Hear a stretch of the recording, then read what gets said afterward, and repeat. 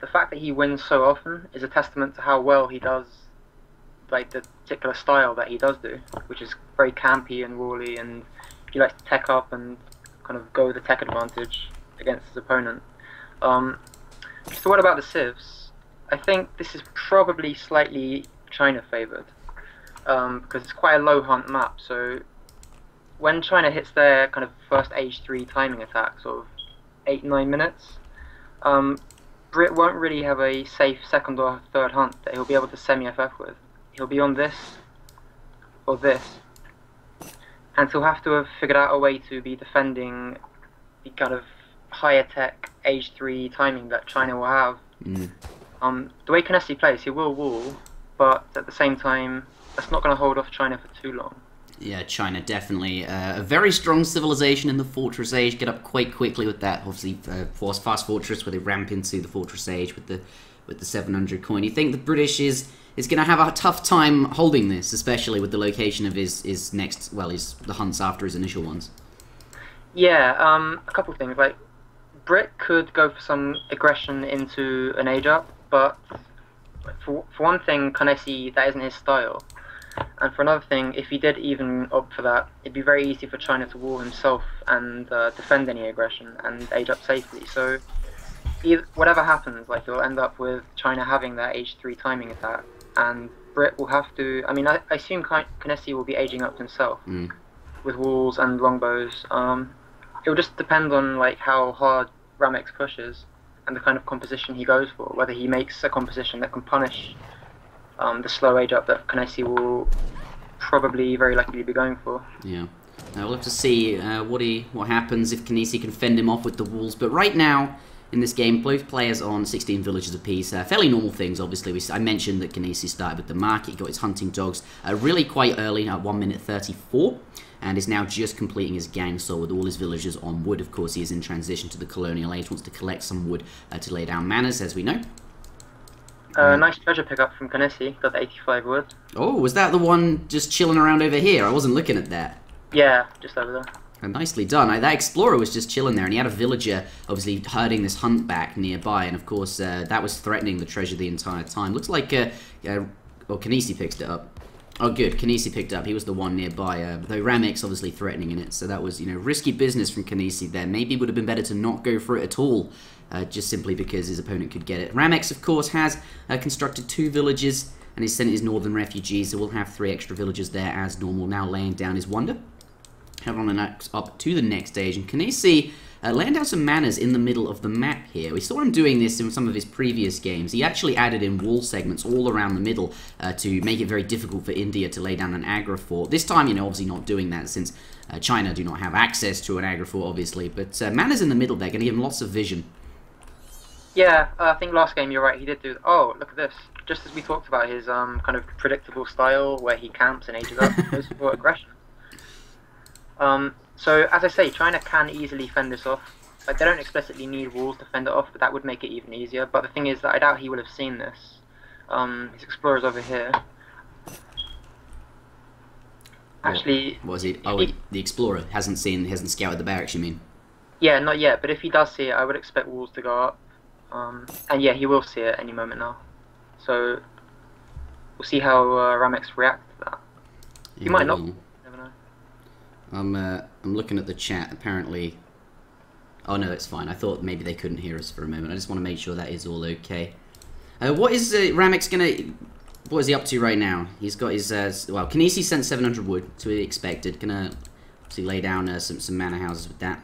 Perhaps yeah, this is quite yeah, it's fairly non-committal from Kynesie. Yeah, can do anything. Stage up behind this, or you can add more military buildings and stage 2. Ramex is just doing normal China stuff. He's not shipping units or anything. He's not shipping 700 wood. He's just shipping the coin crates, stage up. Yeah, there it is. Definitely the one shipment that seems to always be sent as China or any civ that wants to straight FF. Gonna ramp him straight into the Fortress Age ASAP. No messing around. Nothing funky here out of Ramex at all. Yeah, and he hasn't deemed walls necessary. I quite like the longbows from Kynesie. It enables him to idle villagers from a greater distance. Yeah, that's true. Longbows have one hell of a range here. This is, what, you think this is better as opposed to, say, starting cavalry, like a lot of civs do against China, and have some sort of semi-FF agenda where they sort of raid China whilst China's trying to collect the resources to age up and is aging on the wonder here. Not cavalry, but because he obviously started with the barracks, has made an extra 5, so it's 10 longbowmen in total, and is harassing villagers from range. Yeah, this is a more efficient way of doing what you would aim to do with cavalry anyway. Yeah. The China guy can ship the melee Minutemen to deal with them, which kind of makes the heavy investment quite redundant. So this is just a cheaper, more efficient way of doing the same thing. Yeah, and the longbow is obviously going to be useful later on in the game as well. Behind the many walls that Kynesie is bound to make. Hasn't actually made that many yet, but I guess he knows that he's got a little bit of time before he truly has to have them up. China, of course, usually ages about 7 minutes 30. A lot of civilizations do that. You can slow them down if you manage to harass some of the villagers on the wonder. But at this point, Kynesie not managing to do that, really. That tower sort of wonder in the back, and lots of villagers on it, though, does come forward, forces the vills into the TC. Ramex staying on top of that, not going to let any of his villagers die there. Has he lost any so far? He did lose 1 at the start of the harass from the initial 5 longbows, and that's a good tower placement as well, because it just enables him to not be slowed down by the units. Yeah. Here he comes in, though. Coming in again. Can he pick up a villager kill? No. Look at that. Ramex very, very careful. Gonna put them all into the town center. Kynesie is still denying some resources here, and as a result of that, China is going to have fewer resources in the Fortress Age, and that will translate into fewer military units. No villagers gone down yet. Is denying this 700 wood for the time being. It will translate to fewer units, but at the same time, China gets a lot of stuff for free. They do, yeah. So it's not particularly that many fewer units then. Did Kynesie ship 700 coin behind this? No, he hasn't. He's so far started with oh, there's the 700 coin now. 700 wood was his first, followed by 5 villagers into the coin here. What do you think? Does this signal that he's looking to age up? He's got all of the coin that he needs for that ready. Yeah, he's going to be aging up. I quite like this. I even would have maybe sent 700 coin instead of 5 vills, but I think this should be fine. Yeah, perhaps the 5 vills, obviously, what do you think? Maybe it's a little bit slower. Of course, if you sent 700 coins sooner, you get up a bit sooner. But 5 vills, really give that extra bit of economy. But obviously against China, they field so many units so quickly that maybe you don't have time for the 5 vills. Is that your concern? Yeah, exactly. If China kind of plays in a very precise way and kind of recognizes what Brit is doing by having some kind of active scouting, like let's say he makes a disciple after the pressure and kind of notices that he's not training any more units, so he knows he's aging up. So if China kind of pushes more aggressively onto his vills, he could get punished for the 5 vills instead of 700 coin, but he probably won't in this situation. So yeah, I think it would be safer to go with coin first, but yeah, maybe he'll get away with it. Of course, Kynesie very, very well versed and practiced in a style that is sort of turtley, as you can see, adding a shell to his turtle and in all. Very, very well practiced at this style, and maybe feels as if perhaps he's just a more skilled player in this style and is able to get away with 5 vills, or feels as if he is able to get away with it. Though we do see, of course, 2 iron flails, 2 meteor hammers. Look like they're going to take out that villager there. And, yeah, and I mean, to be fair to him, he's not doing this blindly or without any precautions. He's got the walls up, he's got the defensive posturing of his units. Yeah, here comes the pipes. He's prepared to defend. Yeah, forcing those cavalry away. Does lose the 1 villager that was out building this manor house, but of course has 3 pikes sort of on standby there. Another wall going down. It's going to wall up every single passage here. Those iron flails and the cavalry generally desperately searching around for villagers. There's quite a few over here, but he hasn't found them, though he does come across one. Quite nearby, he notices it is going to pick that off. Kynesie 2 vills down. Those villagers are so random, because it's not a dead hunt, so you wouldn't see it on the minimap. They just 4 villagers randomly on that spot. Yeah, look at him bringing his units over there. Obviously, these he sees them with his manor houses now and can feel a bit safer, but those cavalry could have been anywhere. Kynesie now up to the Fortress Age, and just in time as well. He's managed to make some longbowmen and musketeers in transition. But here comes China's army, of course. 10 arquebusier has arrived, and this triggers go time. As soon as he saw the age up, Ramex kind of started sending all of his units forward. This is what he probably should have been doing 1.5 to 2 minutes ago. Do you think that he thought Kynesie was not going up to the Fortress Age? He probably thought he was, but he was just kind of not realizing that he had those 1 or 2 minutes. That was his window to apply pressure for free. Yeah. with his tech advantage and the couple H3 units that he had. Do you think? Well, how come you? Okay, losing the Explorer. How come you don't think he? Is there a reason he perhaps didn't want to push or chose not to in that time? Yeah, like the way China plays, they get a mass together that they want to push within one big ball. So he's been doing that, which also is fine. And he's not in a terrible spot in any sense. Yes. Just that he could have raided a little bit more, I think. In terms of Kynesie's combination was going with Vet Longbows, Vet Musk. It's a pretty solid combination. I quite like it. Yeah, and at this point, has equal military population to China here, with 10 villages extra on top of that. He's really rivaling China at this point, though China, of course, still has access to an absolute ton of shipments. And by the looks of it, all these longbowmen on the front walking straight into these Quang pikemen here. And oh my goodness, we see the 5 disciplined meteor hammers popping out there. Those longbowmen are toast. Though they're going in the wrong direction, he notices though, and Kynesie, all of a sudden, just from perhaps misclicking in the wrong place, is going to lose all of his longbowmen. He's going to lose his longbows, but at the same time, he's got a nice trade on the cav in the middle. He does. Oh my goodness, they're completely trapped. I think they're trapped.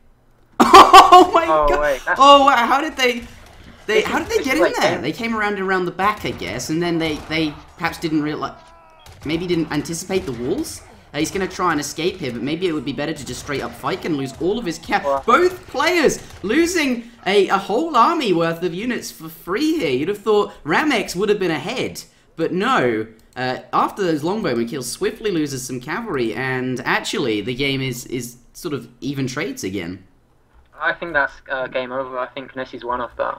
That was a sloppy play from both players. I'm going to call them out there and just say it. Maybe the lag has something to do with it, though. I feel like that lag kind of affects sort of micro more when you're actually in a fight, not sort of the positioning of those units. Yeah, I think they had their attention split in kind of 2 or 3 ways. Like Ramex was trying to raid from like here to here, and he was kind of noticing the pressure of the infantry that was over here. I think they were both trying to multitask and kind of got their wires crossed, but at the end of it, I think Kynesie definitely came out on top. He got like 3 batches of cav there, which is huge. Yeah, that is pretty big. But I mean, that was a great trap. Yeah, and the walls, like, I can't. Oh wow, paying dividends, these walls. Just the trap factor, not even wow. And yeah, now look at this. Kynesie has 2 falconets out, and if he can adequately defend these, he should be okay. The cannon's getting back. He anticipates that there may be cavalry to come and get them. Those cannons well protected in the middle of some falcons there. Even going to bring back all his musks in hand combat. Looks like 2 units have managed to find their way onto the cannon, bring one of them down. In fact, both of them have gone down here. Nicely done from Ramex there. And the cannons are no more. I feel as if he could have got a bit more value out of those, but hasn't. 2 more falconets join the fray from an artillery foundry by the looks of it. But is there enough? Other units to make them worthwhile? He needs to get behind that wall. These cannons. Oh, they're going into limber mode. They're gonna walk. Looks like he's gonna lose one though. He needs to get through the wall. One goes down. Are they in range for another volley for free? Oh, not quite. Gets the second cannon back. This one is safe, no longer in range of any of the units, and here Green is no longer going to be able to push the fight because of the wall.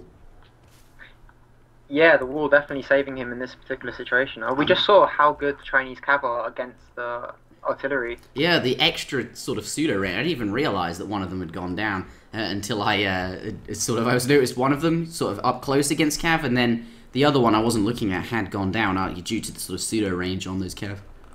Yeah, it's just a weird mechanic. And for anyone not familiar with what happened, it's the fact that half of the Chinese cav, the meteor hammers, they have range, even though they are merely units. Yeah, they got like 2 range or something. It's cool. Yeah, so he was kind of standing in between like a wall of musketeers and the cannons, but they still got the cannons down.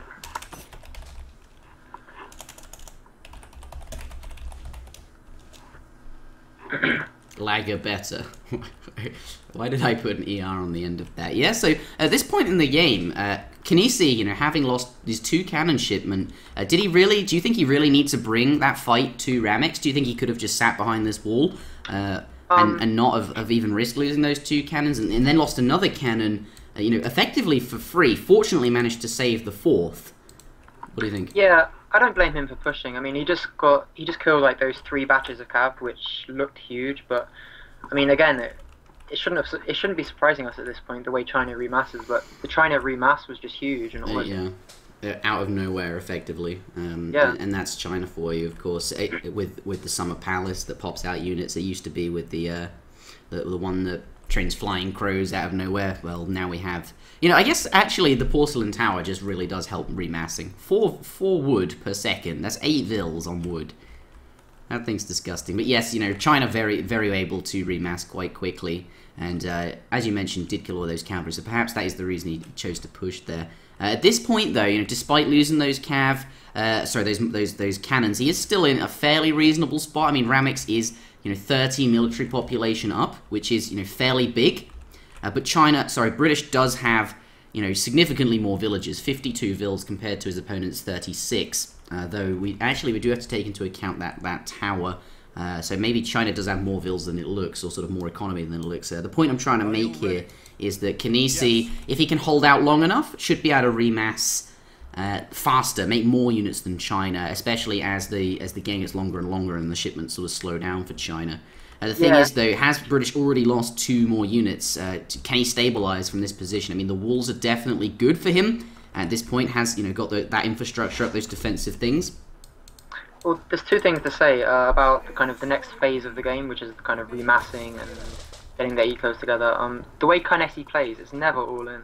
So even though he's been quite aggressive and he's been adding cannons, he just shipped 1,000 wood. Yeah, and he's built this town center. Though unfortunately, the Explorer does go down, but it looks like the cavalry aren't going to continue sieging that. Yeah, he knows he's been spotted and he might get caught. So I mean, the first thing is that he's been booming quite well behind this, and he's also got a great map presence. You can see he's controlling all of these resources. He's building a town center. He's got the middle claimed, and that could translate into a win.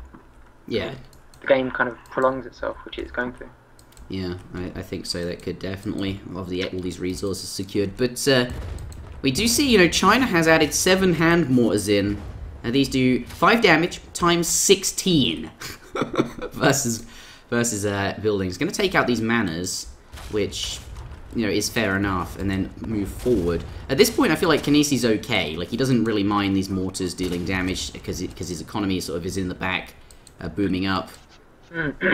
He's okay, but you can't take your foot off the pedal too much against China just because of the way the Civ plays out. Like, China can kind of sneak in an Age 4 at some point. In a situation like this, where like the players are standing off each other and booming, they can go to Age 4, and then they have incredibly good shipments in Age 4 that compensate and then some for an eco discrepancy that might exist. I'm going to turn the stream quality down, even though I'm 99.9% sure it has 0 impact on the lag.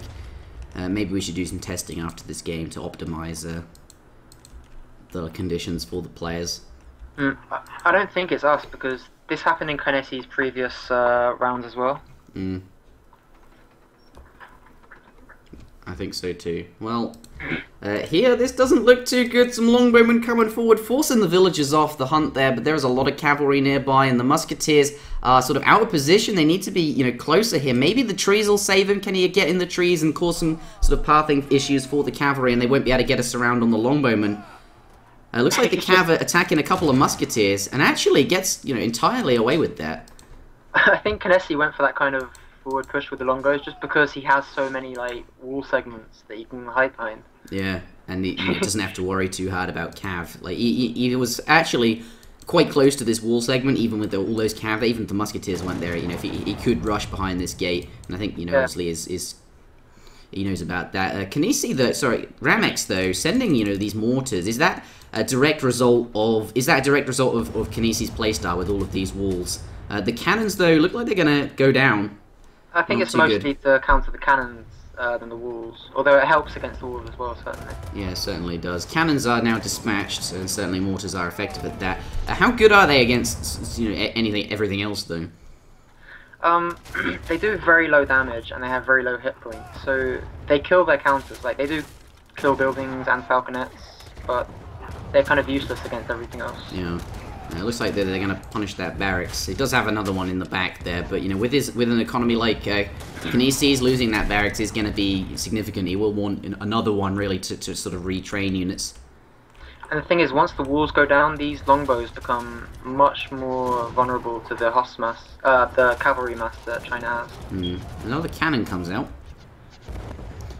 These walls are, you know, holding quite well here. China's mass is getting bigger and bigger, but Kynesie's economy is also significantly larger, and the longer these stalls with these walls, the better. Yeah, but keep stalling and get a couple more batches of anti-cap to go with this. I think he might be able to hold.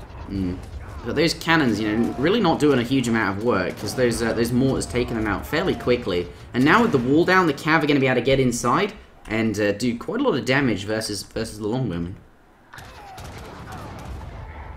Yeah, we'll see. He's adding goons as well, which is probably a good move at this point. Yeah, I think so. He certainly needs anti-cavalry here. Yeah, and the thing about Musk is they get picked off when they're kind of out front against the Arcs. Yeah, whereas with the Dragoons, you can sort of move them back, and they have fast movement speed, and they can you know, attack cavalry from a longer range, and are perhaps less vulnerable.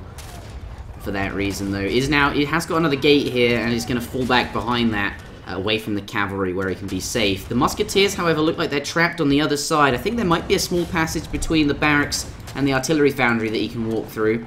You can see the scores are dropping now. Kynesie was ahead pretty much the whole game, but now it's dropped to... Well, Ramex was ahead until right now.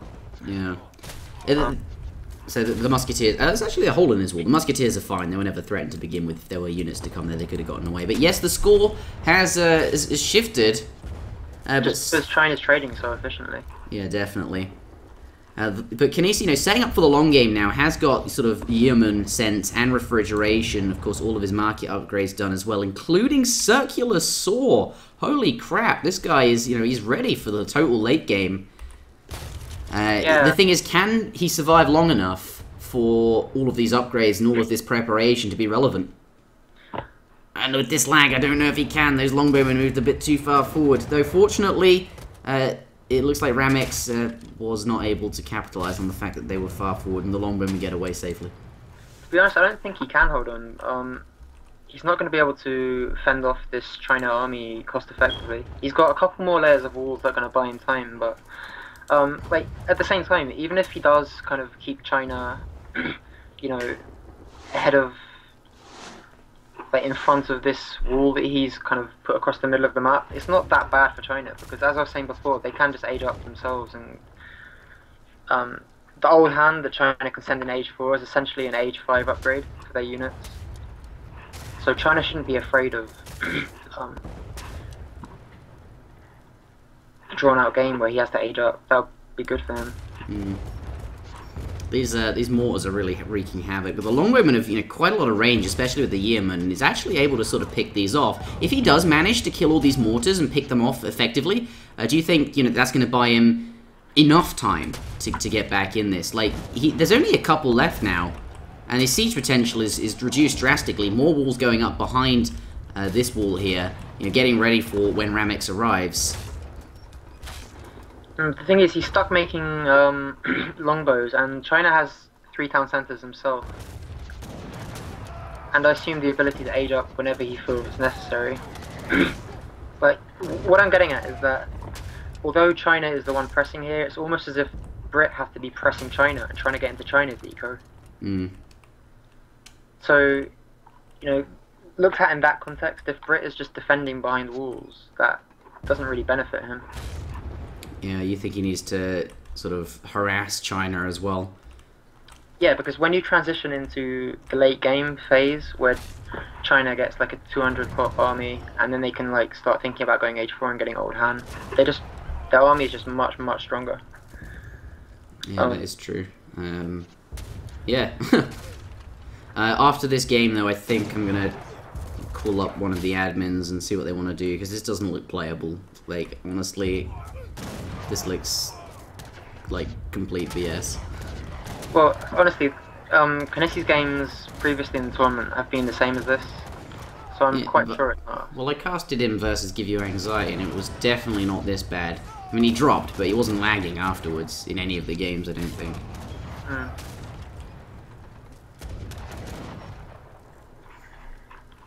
But yeah, scores are quite even at this point. Kynesie sending even more late game upgrades, as you know, now got sort of exotic hardwood sent for the extreme long game. Like, wood is now no longer an inefficient resource to gather. As, you know, fully by the looks of it, transitioned into mills as well. He's managed to get, well, at least 1 or 2 mills up. Yeah, it's so laggy. Yeah, I mean, Kynesie's map presence is fantastic, as I was saying earlier. He's all over his half of the map. I'm just worried about the fact that he can't trade efficiently against the China army. Is China... Yeah, China's set up on late game resources as well. It's got, obviously, the rice paddies going for him. So, yeah, both players have managed to transition and keep this up. And, yeah, as the game progresses, it does look like Ramex is... Well, the thing is, if Ramex does age up, I keep talking about his age up, but like the old hand upgrade is literally an Imperial upgrade. Yeah. In age 4. Is extremely strong. Yeah. And China is, you know, completely able to, at this point, has the mass to go and get it. Yeah, and, exactly. Like, he wouldn't be like, to trying defend hold himself, off. yeah. Yeah, it wouldn't be one of those positions like you see Beneng sometimes trying to age up to age 4 for old hand, and he has like 0 units except what he's going to send in the shipments, like the 21 Chokanu or 21 pikes against like 50 units from the other guy. It's just a completely different situation where he's matching the age 3 mass from the other guy, and he could safely add old hand. Wow, he's got repentant little bombards. Holy crap! Where did they come from? He sent 1,000 coin as one of his shipments, and then Yeah, from, these aren't they industrial age though? There's a bonus China. China gets to make industrial age mercenaries in age 3 for whatever reason, as well as every other Asian civ. These things are going to spell the end of the game. I think they're absolutely monstrous. There's no way Kynesie can deal with those. He does not have the coin for that. Sorry, to make the culverins for that, and longbowmen are going to get absolutely destroyed. Holy crap! Wow. Oh, what's he going to like? Yeah, an artillery foundry has been placed, and that is the only, you know, he's going to have to make culverins. You cannot pick these off like you have been doing with you know, against mortars.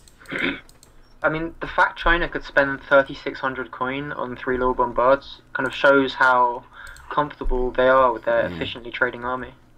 You're right. Yeah, they cost 1,200 each, as you mentioned. 3,600 resources, yeah. He is, Yeah. They're incredibly strong. I mean, if you're against them, you have to make something that hard counters them. So it's either falconet, culverins, or maybe spies or ninjas or something like that. Oh yeah, they are mercenaries. That is true. Yeah, that's an interesting. Could you make spies? I don't think they'd be. I feel like I'm not spies. even familiar with the British option for spies or ninjas or anything like that. But in any case, he's going to make culverins, which is the sensible thing to do. Yeah, I think so. But if you have ninjas available in the saloon, that might actually be reasonable versus this. Yeah, if you have them available, that would be the perfect thing. He's added this native. These are actually very, very strong cavalry type. The rat and shield, yeah. They're like coyote runner units. They are really strong, especially with the upgrade. Yeah. Look how fast their wall's going down. It's just. There's also a wood cutting upgrade in that native, so maybe he's just going for the eco boost, not the units.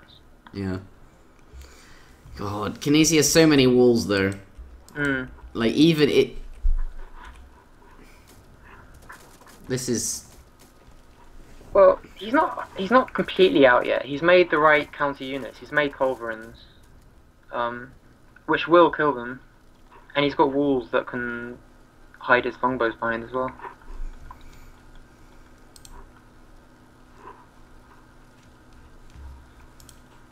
Are you there? Yeah, I'm here. I can't navigate the screen at all. What about you? Really? Oh, I can. It's just frozen for you. Yeah.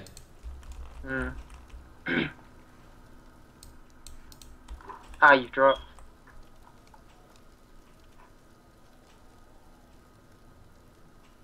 I see you flashing on the drop screen.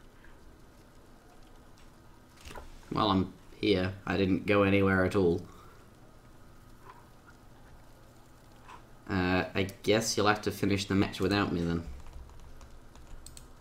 Oh, well, you're the camera. Yeah, that's the...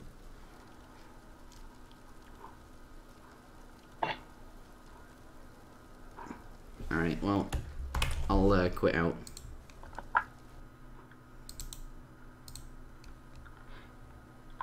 I'll just tell them that you dropped. But... I think the game is almost certainly over at this point. Yeah, tell me if the lag continues.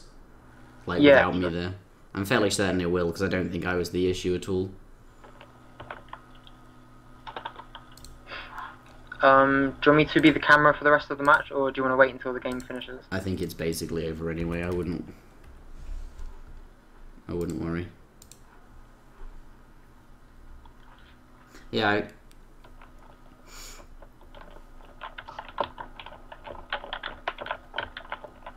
don't Brits get agents? Yeah, if they send the card, they do. Yes.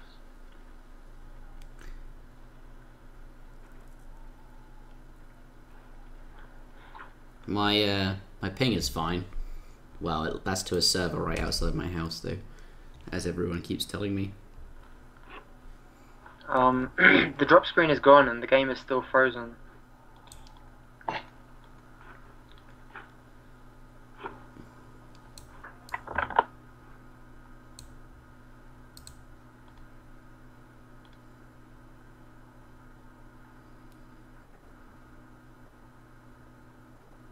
Okay, yeah, I got a message from Zoya on Skype. Makes a good point. She asked the players to minimize graphics for the next game. Yeah, that doesn't do well. I don't Well, know. I feel like people say that, but I don't really think it does anything. I was gonna change my Wasn't that the graphics case down in- as well because I've Wasn't that heard the it. case when he played Soap McTavish that it was like it froze and then one of the players turned down their graphics and then the game played as normal after that?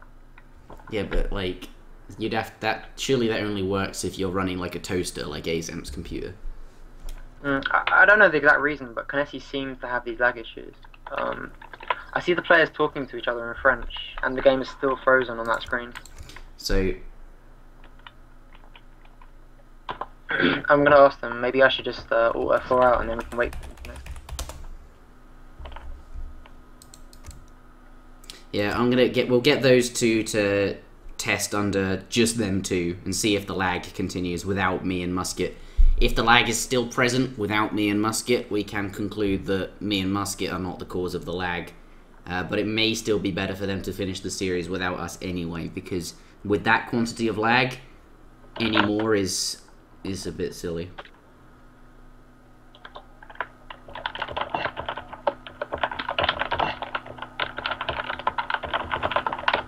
Someone else take over stream? Well, there's no point, because the game's still frozen, apparently. Ramex is asking just out and re, I guess. He says he has drop screen blocked. Not sure what that means.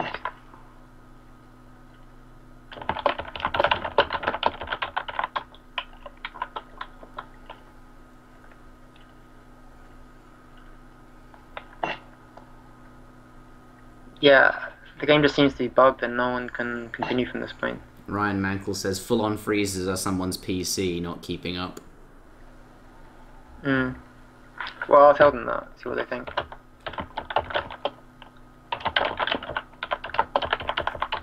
Yeah.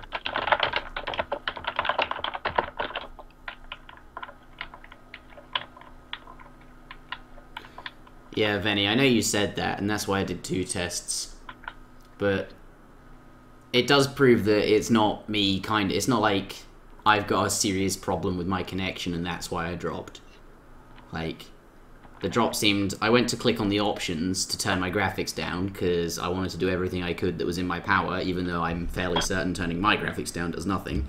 And then I clicked the button, and then it froze, and nothing happened. Whether that was a coincidence, or it was a direct result of me pressing the options button, I don't know. I don't see why it would be. I've pressed the options button plenty of times before, and it hasn't done that.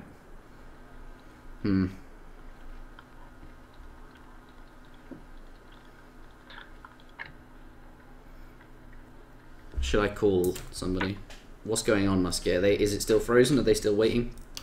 It's still frozen. I think the players want to rematch the game. I think they've kind of realised that it's not going to start from this point. Yeah, and they're happy to restart. Ramex doesn't want to take a victory. Why would Ramex get a victory? Wasn't he winning overwhelmingly? He was. Well, should we get an admin decision on that? See Yeah, right? I think so. Let's get someone in here. Okay. I'm going to close AUE and then log back in.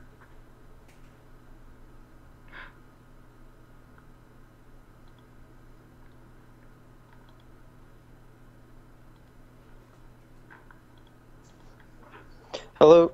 Hello. Obviously you didn't get to watch the last 2 minutes of what we were saying, but it's frozen still. The players want to restart. And Did Badspeed leave Musket leave as well, and it's still frozen? Yeah. Did you leave Musket? I've left the game. I don't know if the game has started now. I wouldn't be able to tell. I'll be able to tell when I log back in. No, they're out of game right now. Shall we ask them if they want to? I think it was pretty overwhelmingly like Inter says it in Ramex's favour there. Yeah, I mean, I know Kynesie does have a lot of lag issues, which is ironic for his playstyle, but Did he actually drop? No one dropped. No one dropped? Well, Inter came up on the drop screen, and from that point on, after the drop screen left, the game just froze. And then he all F4 and you all F4, it still didn't start? That's really weird. It should have started by then. I think in terms of an admin decision, they're both happy to replay the game. Yeah, I mean, we can do a replay then, but let's maybe just one caster, I guess? And low graphic settings for everyone, just because, I don't know. Is Kynesie on the lowest graphic settings? I mean, I would hope so, but can you ask him and make sure? Yeah, I mentioned graphics twice to them. So they've turned everything to the lowest? Like, can we just ask them that question? Every single thing lowest, all checkboxes off, you know? Yeah. Do I need to turn mine down lowest? I would turn it down just at least to medium. I mean, that's not. I don't think that you're the problem. I mean, I'd be very surprised, but I can't. No, I mean, I just don't see how my Yeah, I mean, graphics impact them at all. Apparently, it doesn't impact them. But it's not about the connection. It wouldn't impact them really at all. Honestly, it's just who's having problems running the game, and I don't think it's you. I mean, these problems don't happen when you cast on max graphics in other games, right? So. Yeah, no, I've casted hundreds of other games with maximum graphics and nothing. Like, if that surely affected them, then yeah. Like, I've casted games with Azamk in it, and his PC is a complete toaster. So, and I've had max graphics. And then it lags. When Ace streams, you can notice the extra like 1 second of lag because his computer is just struggling to keep up. Yeah. But my graphics don't impact his games when. All right. So. First of all, can we confirm that they're both on the lowest graphics? Because we do, otherwise the series is never going to finish, right? So.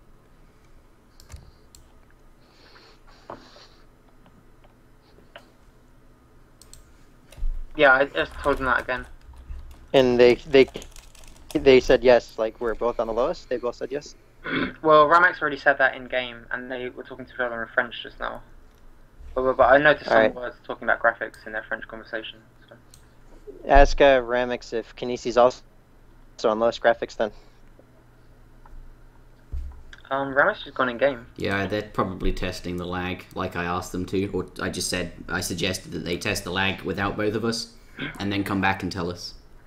The thing is that the lag becomes really much more intensified when it gets to the late game with a lot of units and cannons. Yeah, and I noticed Vinny mentioned that Kynesie has a toaster PC. Yeah. The problem is there's two different kinds of lag, right? There's the internet lag, which is like when I say to do something, it takes 2 seconds to happen. Command lag. And then there's this freezing lag, which is from frames people's computers not working, right? Yeah, exactly. And then there's Gaia lag. The freezing lag is just joking, Gaia. Just joking. It froze for like 10 minutes in that game. Yeah, I mean, it's tough. I mean, he needs to get a new computer. I mean, it's like a new graphics card or something. Yeah, I dropped, but The stream did not go down. I was there the entire time. I don't get it. Yeah, I think that's just like the game. Like when the delay freezes like that for a long time, you can get random people dropping all the time. It like desyncs, and then it's like it'll show up saying you're dropping on one screen, then on someone else's screen it's a different person, and it's just a giant mess. And those games are I've been in some of those games. I used to play team games on vanilla 3v3, and it was like that would happen every once in a while in like a 2-hour game, and it's like, okay, well, you know, someone has to just take the loss by leaving the game, otherwise it won't ever start. So, anyway, so what's the deal now? Are they still in game or something, or? Yeah, they're still in game. I wonder if they're they were just like, lol, no, we don't need them. Let's just play our game. Yeah. That'd be funny. It's funny though. Kynesie was. I mean, I think Ramex was in a pretty strong spot. I don't get why he like. I tuned in and he's just like standing in the middle of the map trying to push like the only spot where he can't really make any ground on Kynesie. I was like, dang, just go around. But when it's that laggy, it feels like a waste of time, even though it's not. It feels like you're waiting forever for your units to get there, and it feels like British is booming all that time. But they're they not. came out of game though. Okay, let's see what they say. All right, yeah, check in on them. I'll let you talk to them. Because what I'm thinking you can do is, if they're okay with it, they can play the games, and after the first game, they send you the replay each time afterwards, and then you can just cast from the replays. Ramex asked me, "Are you fine to cast alone?" So I think if one of us was going to cast, it should be Inter. Yeah. Let's have Interjection just join and cast. You happy to do that? No. You say no? Are you joking or? No, I'm not being serious. Okay, are you really not gonna cast it or? Not on my own. I would cast it with you, but I don't have any way to join. Well, I mean, in terms of lag, it wouldn't help.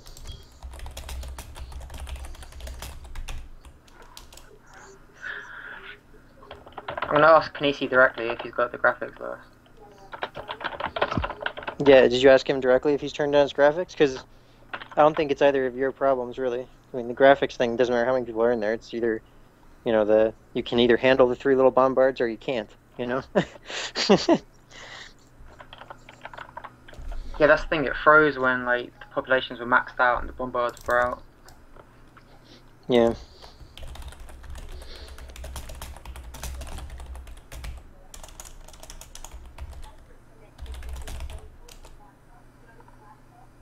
Okay, Kynesie says all low. So yeah, they both have graphics settings lowest. Okay, and I mean, if they want to just do another rematch, it's fine by me. If you guys both want to try it again, I mean, I mean, obviously at this point, it's like, I don't know, they both want to replay, so we can just replay. It's fine by me. Yeah, they're saying we both saw Inter on drop screen. That's the problem. So they think Inter's the problem, but it's definitely not.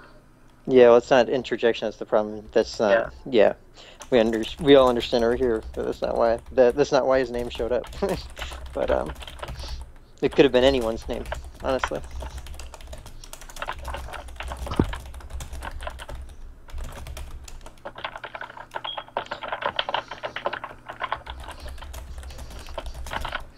See, I would join you guys if I'm like in Chile right now on Wi-Fi, so it would be brutal. You're in Chile? Yeah. Very cool. We would get the Brazilian lag, you know? Yeah, we could max South out American lag.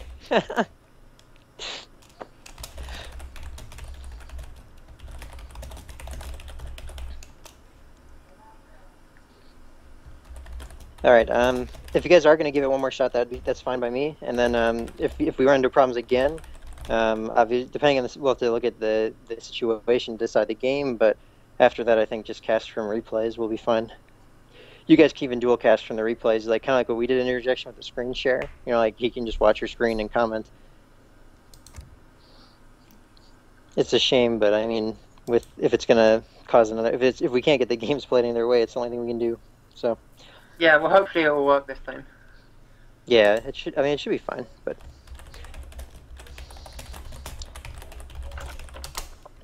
Another thing you can do is if it's lagging really bad, you can pause it and give it if you pause it and you can get the pause off somehow. I know it's hard to predict, but I mean that helps sometimes too. Alright, I'll try that if it gets really bad again.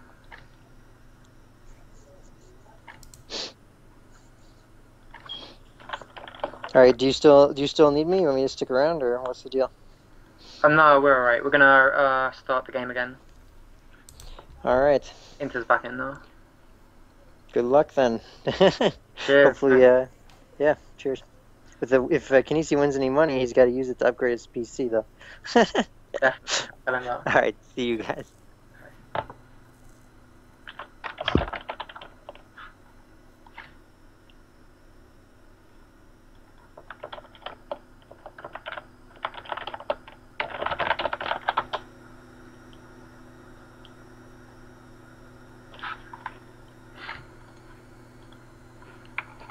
Are you ready?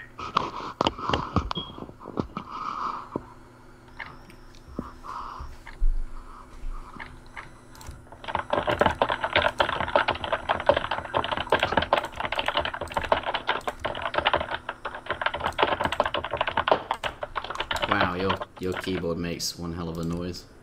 Yeah, I know. Sorry about that. It's incredibly loud. It's because it's a really old keyboard. I'm just asking Ramex if he wants... Oh, he does want an admin win. Because Prince told me to ask Ramex if he knows that he can claim an admin win because he has an advantage. Yeah, I think that's fair. Alright, I'll just run it by Ryan. I thought he was happy to just rematch it.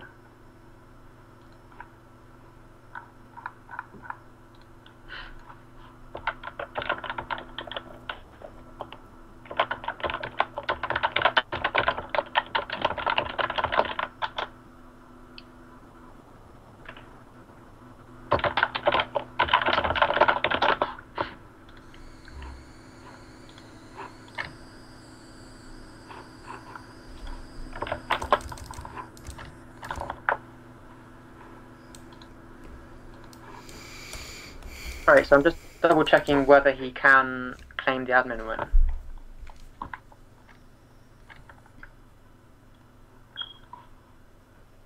It's not really my decision, but I would give him the win there because he had a huge advantage.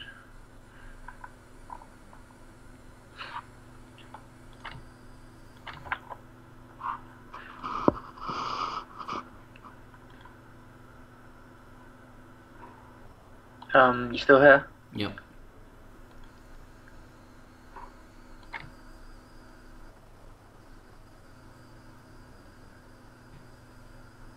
We're all green, I don't get it.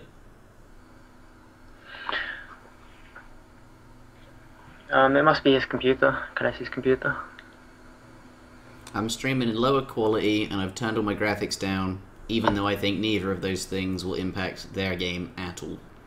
What bitrate have you gone down to? 3000. Basically it was on 5000, and I'll bring up my...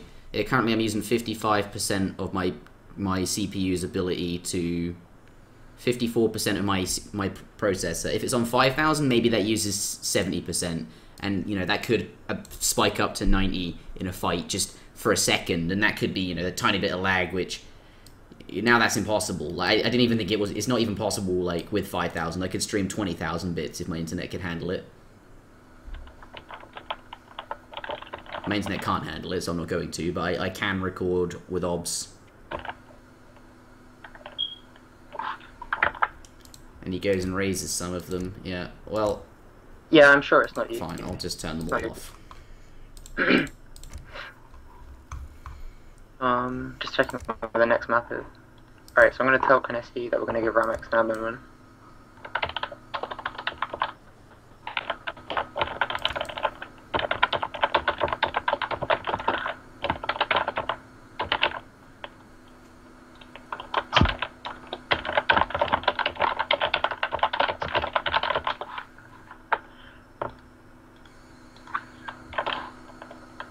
Alright, he's not disputing that.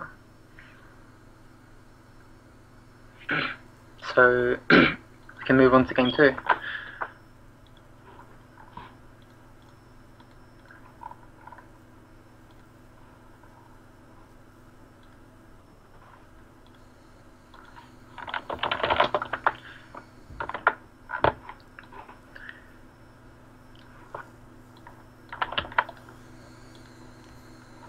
Okay, so yeah, we're going to start game 2 now. Alright. So, Ramex switching to India from China here in response to Kynesie's Japan. The map is Cascade Range, of course. Japan, one of Kynesie's go-to civs. And not a bad choice for Cascade Range. Well, what do you think? Yeah, I wouldn't pick Japan on this map, but I'm not that... I haven't played Japan that much, so maybe he feels okay with it. The problem with Japan is they don't really have any hunts to shrine on here. Yeah, that's true. But Kynesie's still a very strong player, Japan. Maybe yeah, he'll be comfortable with Japan, even on a low hunt map. Like, he'll have some plan in mind. But, I mean, you'll see when the map loads, like, there are only, like, 3 or 4 shrines that he can shrine. 3 or 4 hunts, sorry. Yeah, there are not that many hunts on Northwest Territories. Yeah, and the way this matchup plays out on this map, like, India sticks their aggro fort in the middle of the map.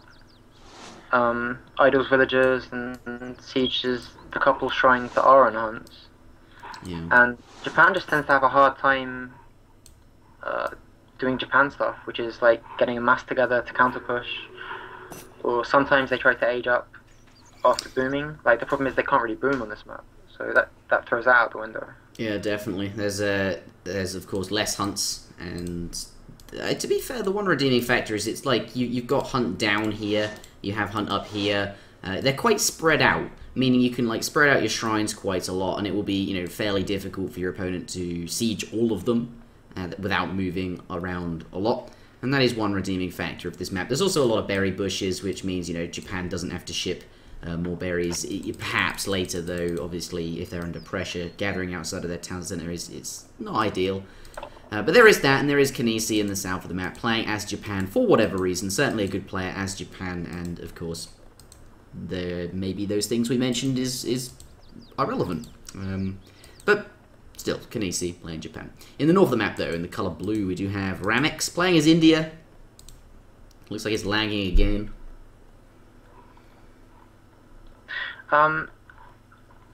India isn't a civ I associate with Ramex too often, so I'm not sure how he plays it, but I'm sure he would have been practicing, like, he knows the standard stuff to do.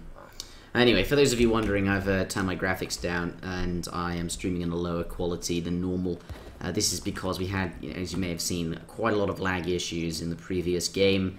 I don't think my graphics and my stream quality and my internet are affecting at all. I think it would lag without me here, basically, but we're doing everything we can, and some people have told me that turning around my graphics is going to affect them, though I don't think that's... I don't know. We'll do everything we can here, though. We do have a unit fight. Yeah, it's not you, the lag. I wouldn't worry about that. 40 wood? Yeah, Japan's going to pick up 40 wood on the left there. Yeah, that's and they're going to fight over the wood treasure over here on the right as well. They are, yeah. He just built his shrine there, and now the monks are, of course, target him there. He does have his smoke screen ability available to him that perhaps it's not ready yet. Perhaps he's already used it, I'm not sure. Or maybe he thinks he doesn't need to use it. He does use it. He doesn't need to right now. Oh, the stun stopped him from using it, though. He tries again, and he's poof. Yeah, back home. Has escaped from that and is now able to go out into the world and build. Yeah, you don't want to concede like one of the only wood treasures on the map, but at the same time, if he stays there, he's gonna be taking damage on his hero, and that kind of hurts him as he goes forward from walking around making shrines. If he has a very low HP hero, it's just an easy target. Yeah, that will play his beam moving more. Yeah. He gets it brought out on 50 HP or something like that. India, though, on this map, though, Musket, is a pretty good civ, right? There's not that many hunts, but India don't need very many hunts, and with sort of this sort of choke point in it, all we do see... He's trying to block. He's getting the block in. Really. Yeah, he's going to have to replace that aggro fort, and of course the positioning of the aggro fort is very important on this map. You really do want it in this sort of middle area of the map. He does manage to get it down. Yeah, that was the big battle right there. I mean, Kynesie was trying to block with his two heroes, like north and south. Yeah. As a villager, but Ramex realized that and smartly placed it on the side. Got it down.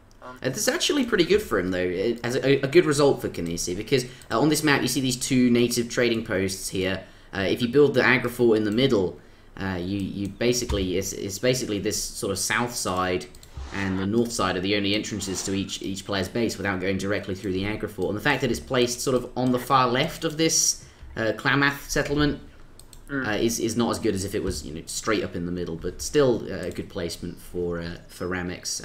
But Kynesie doing his best to block that the best he could and delay the age up and everything else that comes with it. Yeah, and he's decided to wall behind this. To no surprise of anyone. He's decided to wall behind it. what a surprise! Yeah, shocking absolutely no one. Yeah. Kynesie, very, very well known for this style, as we know, adding in lots of walls, and for some players this is tough to deal with. I was listening in on a conversation earlier, and we were wondering if Ramex would be ready for this sort of style, and actually, I know Ramex has been practicing pretty hard with Blackstar OP, and actually, despite Blackstar mimicking all the walls that Kynesie makes, Ramex found it sort of tough to deal with the style. So maybe Kynesie's style is pretty good against Ramex here. Maybe it'll be tough to deal with. We'll have to see what happens. Certainly adding in the walls, as we mentioned. His style is good. It's like I was saying at the beginning of the previous game. Like, the fact that he is somewhat one-dimensional and still wins so many games shows that his style is good and he does do it well. Yeah. So you can't kind of think, oh, he's one-dimensional, I can just counter it easily. You have to counter it precisely. Although, having said that, I think this market, it's a bit nitpicking, but it is a little bit of a sloppy placement. The way that he's trying to wall off everything, the market is a very big and cheap building. Like, you could have placed it here. Just to add more. Yeah, that's true. Yeah. Just maybe just threw it down in the early game, just, close to a villager so it didn't have to walk too far. But certainly, something to think about there. That is true. He's sending 600 wood to start with. Yeah, Kynesie starting with 600 wood. Fairly normal for Japan, or is it the villagers that you might want to bring first? Yeah, no, it's normal for Japan. I just thought sometimes when you're in a kind of a low hunt situation, you might start with units. Mm-hmm. That's what if you're expecting pressure, but he's just going with 600 wood, and there's no real reason not to. He's going for 2 Raxes. He is going for 2 Raxes. What does this... Well, as straight off, do Japan often build 1 Rax and then add in the second? Or... Well, they often build 2 Raxes, but the thing is, on most maps they have more hunts to shrine, so they have more of a boom that they can do before they start pumping out units. It's kind of like Brits in that way. Yeah. Like Brits gets a really strong boom going for a couple of minutes and then they pump out units. But on this map, I don't know if he can really support 2 Raxes. Yeah, with the lack of economy at this point. Yeah.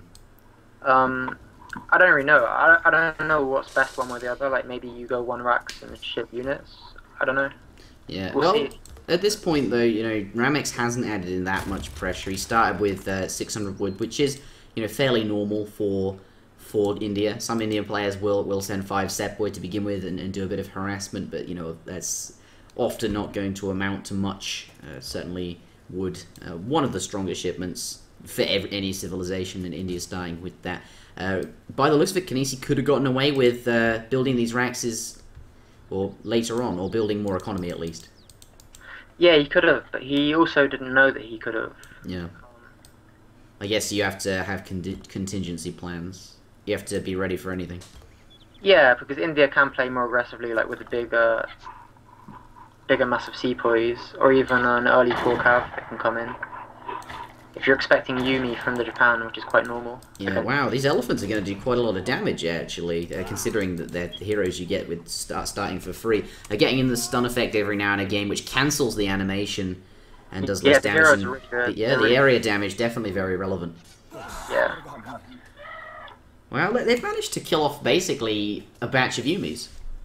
Yeah, but at the same time, it does hurt quite a lot to lose the elephants because they're such a danger in the early game. Yeah.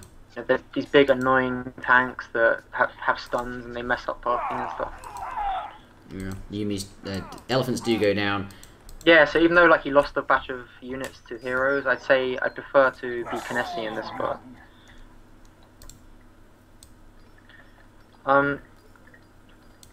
Yeah, very boomy from India. He's not sent any unit cards. He hasn't sent the 5 sepoy, which you'd use to speed up the shrine sieging process. Yeah. He's just booming and switching into Gurkhas, and he's got 2 Gurkhas out in his second batch. Yeah, and he's got the age up in queue as well. Definitely Wow, with that 600 coin. Yeah. And he's adding stable. Yeah, adding the stable in right now. Sort of a timing pressure then perhaps coming out of India. I think I like this versus Japan, well, Kynesie's Japan. Yeah. Certainly timing pressure and rushes are the Achilles heel, I feel, as if the of Japan is. Hopefully I said that right. I think the second part of that sentence is the relevant part. Like, it makes sense against Kynesie's Japan because he's walling up. And I don't know if you remember all of this wood is now sort of not so useful. He could have spent this wood on booming, and as a result, I think you got that rush beats the boom, boom beats the turtle, and the turtle beats the rush. Same lag. But to be fair, if they'd gotten to this point in the game without, I don't get it. We play give you anxiety versus thingy, and it was fine.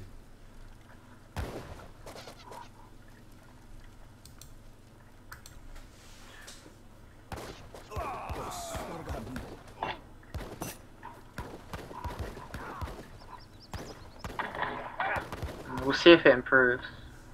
It won't improve.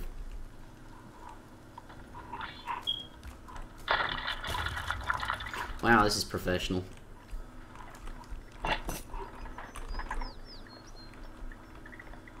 Sorry, I think it's just annoying me, this. But Kynesie now up to Fortress Age as well.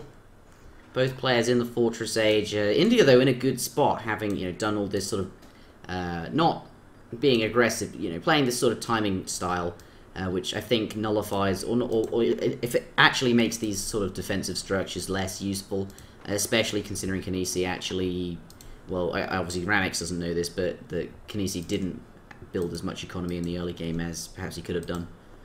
Yeah, exactly, and it makes the defensive posturing and defensive positions less useful as well. Like, you can't trap any aggression from the other player if the other player doesn't do any aggression, right? And now Ramex is in the next stage. He's got access to sort of units and things that can deal with the defensive structures much more easily.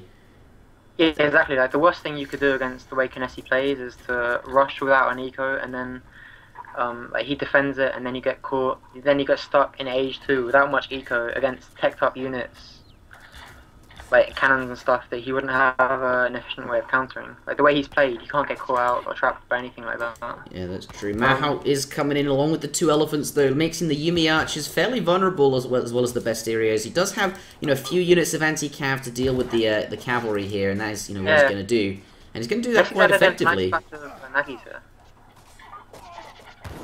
One batch of Nag, and that's all he needs to force back these Gurkhas. Really, one Mahou and the 2 elephants aren't going to be enough to defend against this. And now, Kynesie in a good spot, just from the composition. That's just his experience in the matchup. Like, he knows India tends to mass Gurkhas without a lot of anti-cav in early Age 3. He was just banking on that, and it paid off quite well. Although India held without any problems, really. So, pretty even game right now. It is. Someone says, what's the score? It is 1-0 in Ramex's favour. There you go, I've updated it. I'd expect Ramex to be adding Zambarak very soon. I mean, he built the stable before he even hit Age 3, so it's obvious that he is intending to add Zambarak. Yeah, at some point. Doesn't have any in queue at the moment. There it goes. 1 Zambarak in queue. And it looks like he's about to pop 10 Gurkha as well. He has 9 in queue right now, and certainly they'll be popping out. Yep, they're all done there. Have joined the fray. By the looks of it, He's also sent his 2 siege elephants, so he's now got that going for him, and with that has the capabilities to sort of now really ramp up the pressure on Japan, start forcing down these shrines very fast, and indeed that wall, and move on to his opponent's base and the juicy, soft infrastructure under this crusty outer shell. Yeah, the siege elephants are great against Japan generally. They counter the flaming arrows, which can be quite annoying to deal with for a lot of civs if they don't have something that can explicitly counter them. They also take down the shrines very quickly, so you don't have to waste so much time kind of sending slow units, in like 5 units, which are very slow over here. They walk around quickly, take down shrines quickly. Your Skype is juttering. It's making sort of robot-y sounds. Oh, really? It's stopped now. It's fine now. Okay. What is Kynesie's response to this? I mean, he's got a lot of cav there, and there's only 5 Zambaraks, and Zambaraks are, by no means the same strength as Dragoons. They're certainly a lot weaker. These cav gonna be able to do a lot of damage versus these disciplined Gurkhas, and the siege elephants, of course, are weak to cavalry as well. Looks like Kynesie in a good spot here. Yeah, his response is this kind of big, scary Yumi-Nagi combo, and yeah, more Zambaraks do join the fray, but I think it's too late, especially with it doesn't look too good for him. Wow. Yeah, I was thinking that he had enough. I can hear all the game sounds coming through your mic as well. Oh, it does pop some Zambaraks though out of the obviously the 9 Zambarak shipment, but at this point all the cavalry have gone down. And they feel like they're a little bit late. If they'd arrived 20 seconds sooner, if that shipment had come a little bit sooner, he would have been okay. More Naganatas join the fray, and there are no anti-cavalry or any other units really of any kind to stop them from cleaning up the rest of these Gurkha, especially with the Yumi Archer fire in the background. 5 more Zambaraks do come out though, but at this point, so many of the cucumbers have gone down that I don't think it's going to be that relevant. Kynesie now very far ahead in terms of score, and of course, even on villager count, but he does have all of his shrines in the back. The India is no longer threatening him, and by the looks of it, Kynesie going to be fairly safe to sort of remass in the back and be able to remass more as a direct result of his economy, and then go out and onwards from that to secure the win. This push could even be game winning, and there he says GG right now. He reduced the Gurkha mass to such an extent in the early part of this fight that kind of Ramex would have to start doing awkward stuff to try and get back in the game. Like you don't want to be doing random stuff like making Mahouts or trying to hope that a miracle Urumi pop wins the game. You want to win the game with your light infantry, and he just reduced the light infantry mass from Ramex. Yeah, he did. To the extent that really had the advantage. And he had 1,000 wood in the back as well, which he shipped as a shipment, and with that wood added in a second town center, so it was in a very good position, even if that fight hadn't gone so favorably for him. Was in a very commanding spot. The fight going well for him, or at least this well, was just a bonus on top of that. That does conclude the second game, bringing the score to 1-1 in this best of 5 series. Let's head on out of this game and get into the next one. This lag is well, it's not any of us, because we all have green ping when we're in the lobby. Like, what is the cause of it? You said Kynesie has lagged previously in his tournament games, but I didn't see any lag with him versus Give You Anxiety, and it was me and Zuta casting that. Well, he was on a different computer against GUA. I remember that. Oh, right.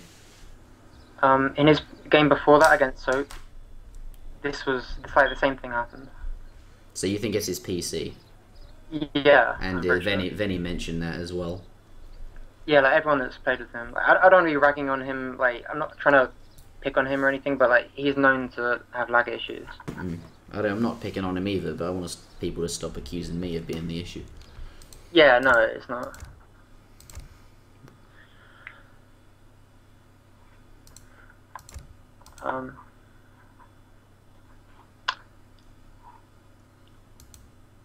I think in the last game, Ramex didn't heed the warning. When he got pushed back by the initial batch of Nagys that killed his 2 heroes in the Mahal. Like, he should have realized, he's explicitly going Nagy. I need to have a lot of anti-cav when I push.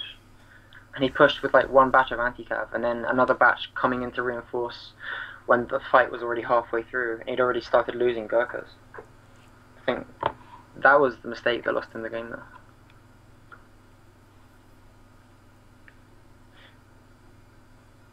Why is Bad Speed's mic the equivalent of a can on a string?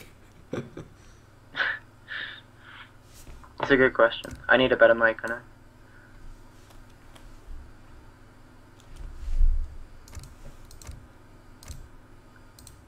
Me or Kynesie need to win the tournament, so he can buy a computer and I can buy a microphone.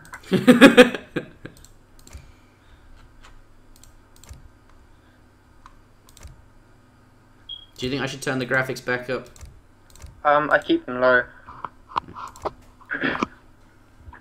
I turn them up a tiny bit. These are the settings I use for recorded game commentary because low FPS due to high graphics makes recorded games slow down. So I turn them up to what I deem to be acceptable. Basically, it's got shadows on trees and high texture poly model and high texture unit models and building models. That's it. Yeah, I mean, you're only going to have to do this with the Kynesie series. Yeah. I feel very strongly opinionated about making sure Age of Empires 3 is on good graphics when I stream.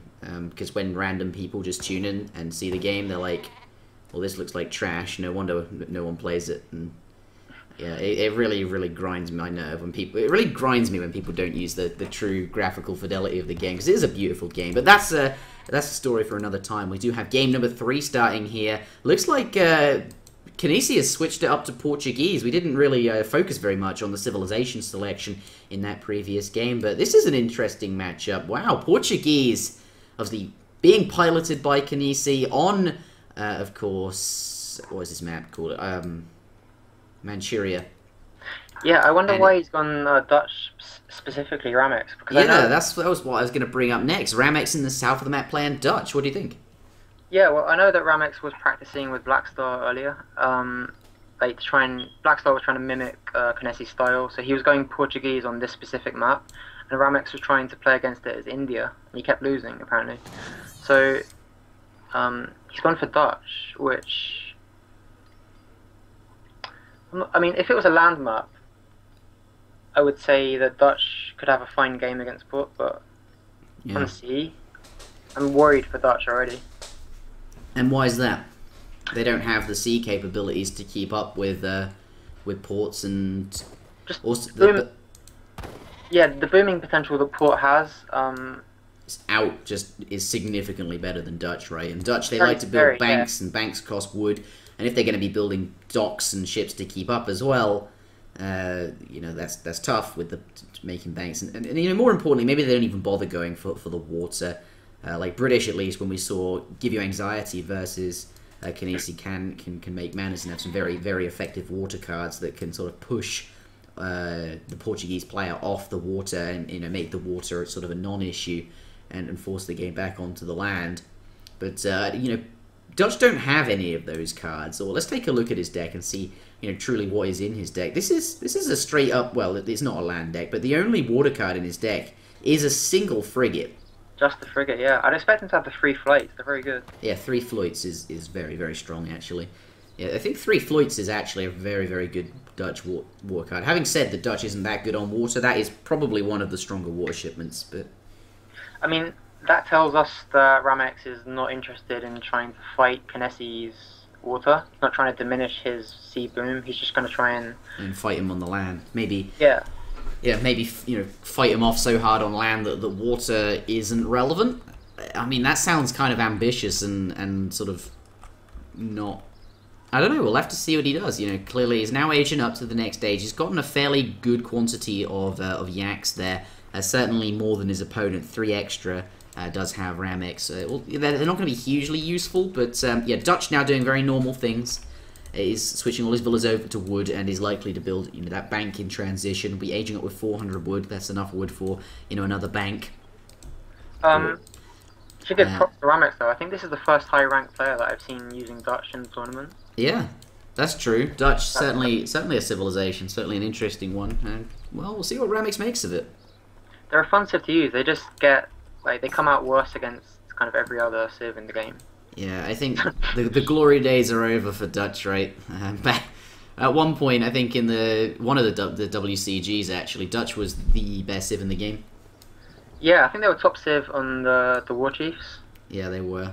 I'm fairly certain on the War Chief before the Asian Dynasties came out. I think Dutch was the best, and the playstyle at the time was making artillery, and Dutch mirrors were top end, and you'd see players making lots of falconets versus each other, and the first player to mix in a couple culverins, you know, got the edge, but you didn't want to make too many culverins, and I don't know, interesting things. But yeah, 400 wood on the floor there. We'll have to see what his first shipment is. I expect it to be, you know, the bank wagon, or perhaps 700 wood.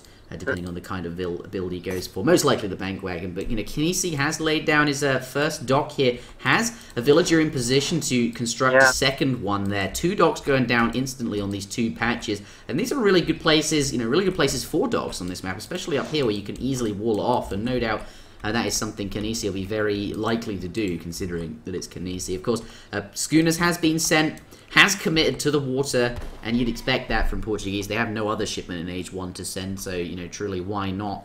He is ready to go on the water, and it's going to be quite a scary boom. It always is, even if you're any other civ. I don't know how Dutch is going to deal with it. We'll have to see what Ramex has in mind. It's going to be a really, really good boom, and this puts Dutch on a clock instantly. Like, his age up to Age 3 has to be really efficient, and what he does in Age 3 has to be really efficient as well, because, like, Port's going to be, like, steaming ahead to 40, 50, 60, 70 vills. I love how you went 40, 50, 60. That's literally how it feels. That's the speed at which... he's got 2 town centres and 3 docks, so he's making 5 vills every batch. Yeah, that's insane. It really is crazy. Like, this does make him vulnerable to sort of early timing or timing pressure, either sort of a rush or, you know, that Fortress Age tech timing pressure, because you're spending so many resources on villages that actually they don't pay off for quite a while, and you won't be making any military units. And, you know, that's sort of the timing that Ramex has. He has to do some sort of lasting, significant damage to his opponent before that economy sort of kicks in. The question is, can he do it? Of course, is gearing up to get up to the next stage. There's 700 wood on the floor there. By the looks of it, going to lay down that last bank and then get his market upgrades of the wood, and you know, be at his infrastructure, the houses, and of course barracks, and be heading up to the Fortress Age. We'll see if he can do anything, but that Vil gap is getting bigger and bigger. 27, holy crap. If you just look at the sea, there's like, it just looks like so many boats already, and it's going to continue coming. Yeah, 700 coin does come out though for Kynesie. Doesn't have any military buildings just yet, so, you know, by the looks of it, this coin not going to be used for making military, and he knows he has the time to use it to age up instead, because he's playing against the Dutch, and Dutch have a sort of a very predictable play style. And, of course, he, you know, has most likely, I wasn't looking, but most likely has scouted his opponent, and he obviously is Explorer very nearby. He knows exactly what's going on. He knows he has time to get up to the next stage, and actually that is, you know, something you really should do, because fighting somebody in Age 3 when you're in Age behind is really not something you want to do at all. Yeah, and I think he also knows, like, he would have noticed that if the pressure from Dutch would have been coming in Age 2, like, it would have come already. So he knows that there aren't any husses coming to idle him or anything. Yeah. What do you think of this wall, though? He hasn't fully built it like you normally would. I think this is just a precaution against the potential hoss pressure. Like, Dutch is either going to FF with no cav, or they're going to semi-FF with cav.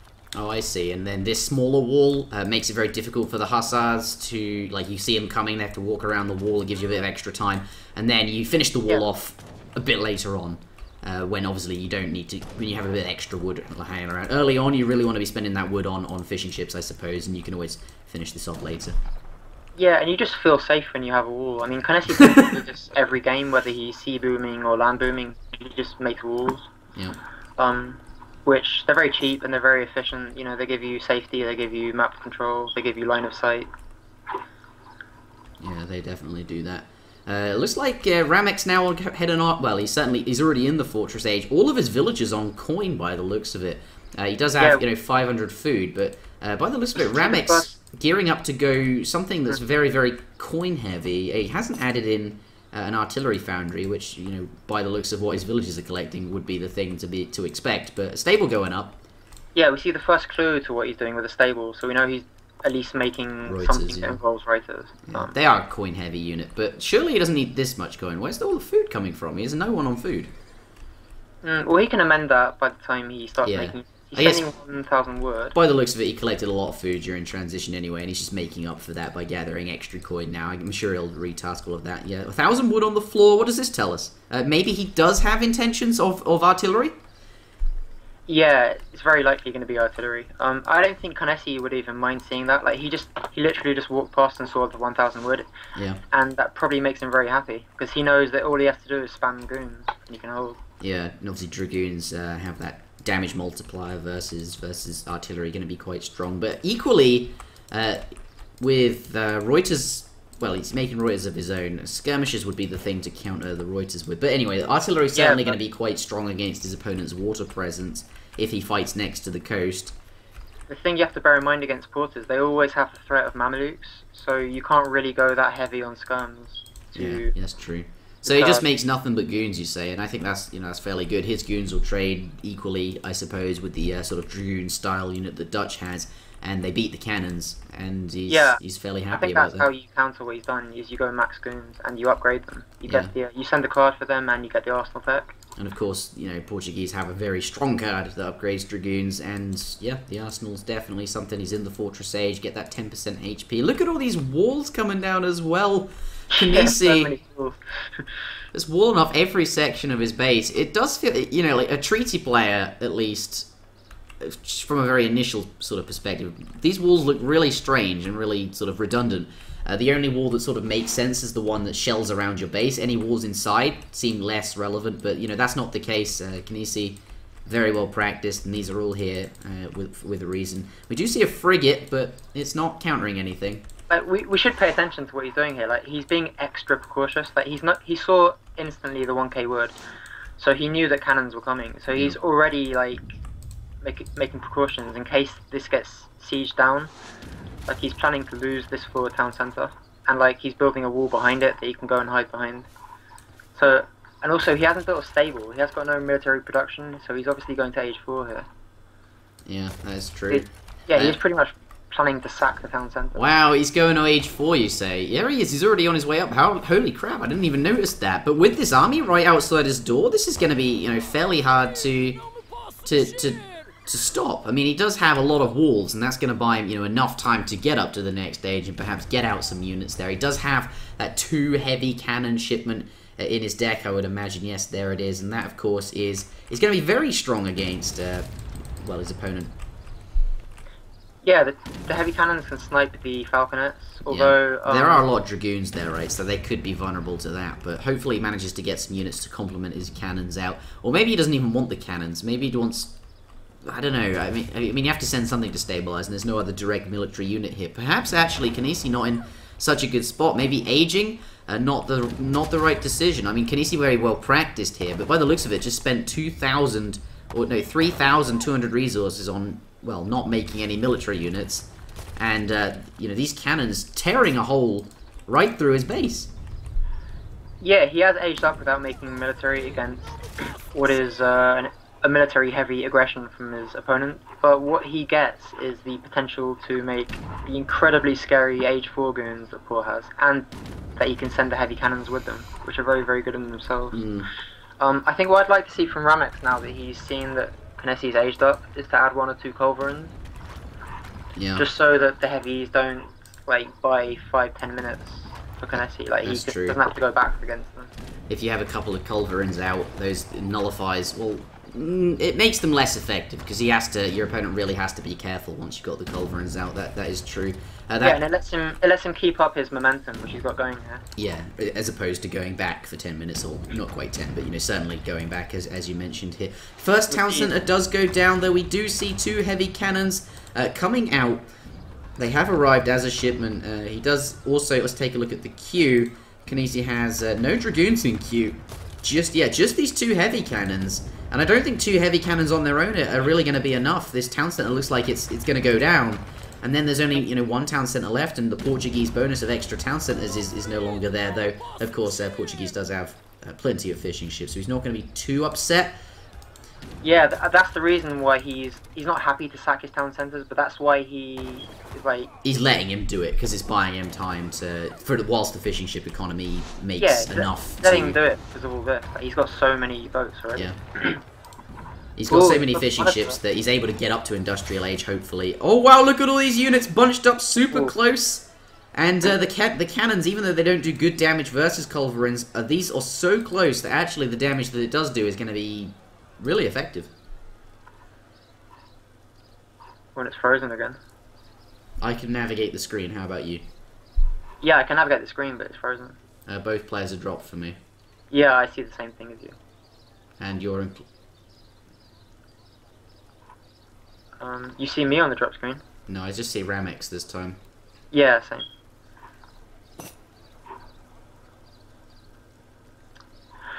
Oh, it's a shame the lag issues. I have a feeling that ASAM's UI, the way ASAM's UI works is it contacts the players. It uses a really it doesn't directly read how many resources each player. Oh, it's okay, it started. It does.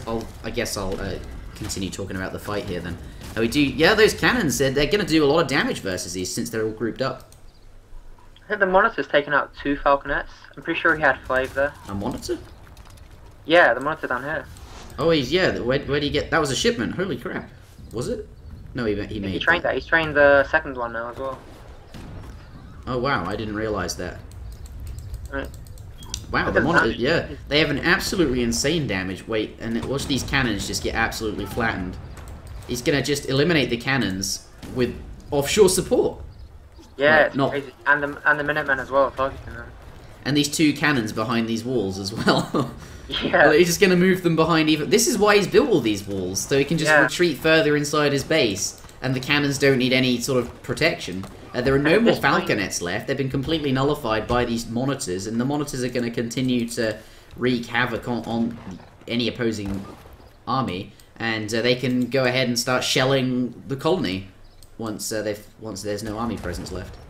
I think Ramex should finish off this town centre. It's only 1500 HP. Yeah, that is kind of low. That'd definitely be worthwhile. I hope he does that instead of going back and waiting for more Falks. At this point, is more Falks wise, considering that the monitors are now available? It's very hard to say, because, I mean, without Falks, like, he doesn't have any potential to push and carry on pressuring and try and, like, get through to, like, you know, production and villages and stuff. But at the same time, as you say, the monitors just killed them. Yeah. Very hard to say. I don't even know how to call that. I don't know. At this point, it looks like Ramex is, you know, making army. He has the intention of doing some lasting damage, but so far, you know, all he's done is managed to push his way through some walls, siege down a few town centers, which isn't really that relevant because, you know, Kynesie has almost double the villager count. Well, not quite. It's not quite that bad, but there's so many more villages because of the fishing ships, and it just feels like Ramex has now lost all his cannons really inefficiently to these monitors, and now he's just sieging walls, not really doing much with his army, whilst Kynesie is just massing so many resources in the back, and then, you know, fairly soon they're going to be translated into... Oh, no, the factory wagon! No. Can you get it? Oh, God, boys! No, it's not going to whack them, but their factory wagon was pretty close. But yeah, there's going to be lots of resources going to be transformed into, as we can see, veteran dragoons coming out, and no doubt that guard upgrade will be here soon. And I mean, the question is, can Ramex really do anything? I mean, as scary as this is currently for Ramex, it gets exponentially scarier when Port gets to age 4 dragoons, because they're incredibly strong. And he's already got Genitors sent that crazy range. He can now, like, kite the skirmishers if they're not looking. Yeah, this is really difficult. I mean, these falconets, they're in range of the monitors, I'm very sure. Yeah, they are definitely in range of the monitors. I've experience with monitors now, having done speedruns of the campaign. Yeah. You use monitors in the campaign? If you want to speedrun it, yes. Wow, eliminates... Oh my goodness! Oh, 3 Falcons go down just to a single monitor shot. You think these cost like, well, 800 or 200 gold, 1,000 resources each, but the amount of falconets they've killed now, they've paid for themselves effectively, and Yeah, they're really efficient. And the other thing they did like earlier, even if they didn't kill the falconets, like they ensured that Ramex's army, like he couldn't cross from this point. He couldn't get any further than that. Yeah. Because he takes so much damage that it just wouldn't be efficient. That's true. And at this point, as I mentioned, you know, Ramex looks like he's bumbling around just trying to do something, and his army's, you know, just keeps running its face into walls. It does manage to take out the heavy cannons, but, you know, so many villages that Kynesie has, and so much economy, and very soon there's just no way Dutch will be able to keep up. Even now, the score difference is almost a 100-point lead on Ramex. Yeah, I don't even really want to criticize him because there isn't anything. I don't know what he could even do at this point. I think the was not play Dutch was the issue. Well, I guess he underestimated how long Kynesie could sit here. Yeah, like sack stuff and not really have it affect him in a meaningful way. Yeah, I mean those town centers just bought time really for this industrial age madness to pick off. It gave him enough time to get up, get the monitors out, and you know now that economy and all these walls have translated into all these extra units. Yeah, exactly. Like look at this. It played out exactly as he would have wanted it to. Like he planned to. Oh my god, the cannons go down again! Oh wow, like these monitors are just doing so much work. Even the monitors can just kill them. Yeah, they can. Like that. Oh my goodness.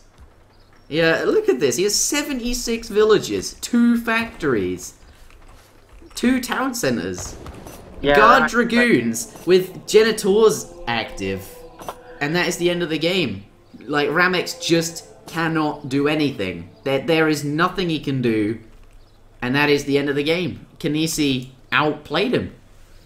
Yeah, at this point in the game, there is literally nothing he can do. Like, there's no way. It's impossible for him to counter the monitors, the heavy cannons, and the incredibly long-range dragoons. Which means that he had to the earlier stages of the game had to go significantly differently in order for him to have a chance. But I don't know. Maybe just Dutch can't win on water maps against a style like this. I think you might be right, yeah. Matchup as well certainly seems tough for Dutch. The other thing to remember is that Kynesie chose to be very greedy and go H4. Like he could have as well gone with 2 stables in H3 with the incredibly good eco that he had and fought out from there, and not sacking 2 sound centers and not conceding map control for essentially no reason. So it just looks like a hard matchup. Yeah, I guess it depends how much sort of resources you have in the back as well. You know, by the looks of it, Kynesie still has hunt and still has mines in the back. If there were fewer coin mines and resources so close to your town center, maybe you know this wouldn't be possible. But you know, it is possible because it is Manchuria, and they knew the maps they would be playing long in advance. Any concluding comments though before we head out into the next one? Well played from Kynesie. Yeah, well played. I love watching him play. That's such a. It feels so impossible to win against this. Or it looks like it. Yeah, I think with Dutch, I guess. Yeah, in retrospect, it probably was the wrong civ choice. Although, I don't know. I mean, I might have tried with Dutch as well and probably had the same fate as Ramex. But I guess you know, hindsight is a thing. Well, it definitely is. So you only really get to see this afterwards and have those opinions. But let's head on out into the next one. For those of you who have just tuned in during this match, I'm using low graphics because we have had some lag issues, and people have informed me that actually me having full graphics could affect them. Although I think the general consensus is that it probably doesn't. But we want to do everything in our power to ensure that these players don't have a laggy experience. Yeah. So High Plains is the 4th map. Yeah. It looks like they're going to do a Japan mirror. Wait, the 4th map. Wait, the score's 2. Yeah, 2-1 to Kynesie currently. Oh yeah, I meant to yeah.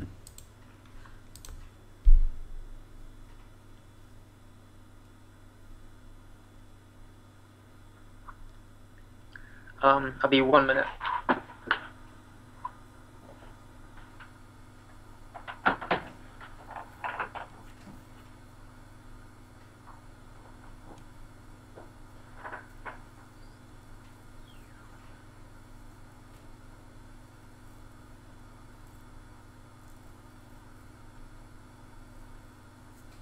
So by the looks of it, Japan Mirror are going to come up on High Plains. I think at this point the civilizations are refreshed, so they are now allowed to play all civilizations again. And Kynesie is going to pick Japan as a result of that. Looks like, you know, the Japan Mirror might not necessarily be too favoured for Ramex here. Kynesie's one of his go-to civs is Japan, and that is, you know, one of the civilizations he is strongest with. This is a mirror matchup. I don't know how good Ramex's Japan is. I'm sure it's reasonable, but Kynesie, you know, very well versed with Japan. We'll have to see how this plays out. Though I fear Kynesie may have the edge. Well, Kynesie undoubtedly has the experience edge, but I'm sure Ramex would have been practicing this matchup in particular. But it's not an unexpected matchup. Yeah, no, certainly Japan, a strong civilization on High Plains. Plenty of hunt to shrine. Yeah. But yes, we're clicking into our fourth game on the fourth map. This is Great Plains. The score is currently 1-2 in Kynesie's favour.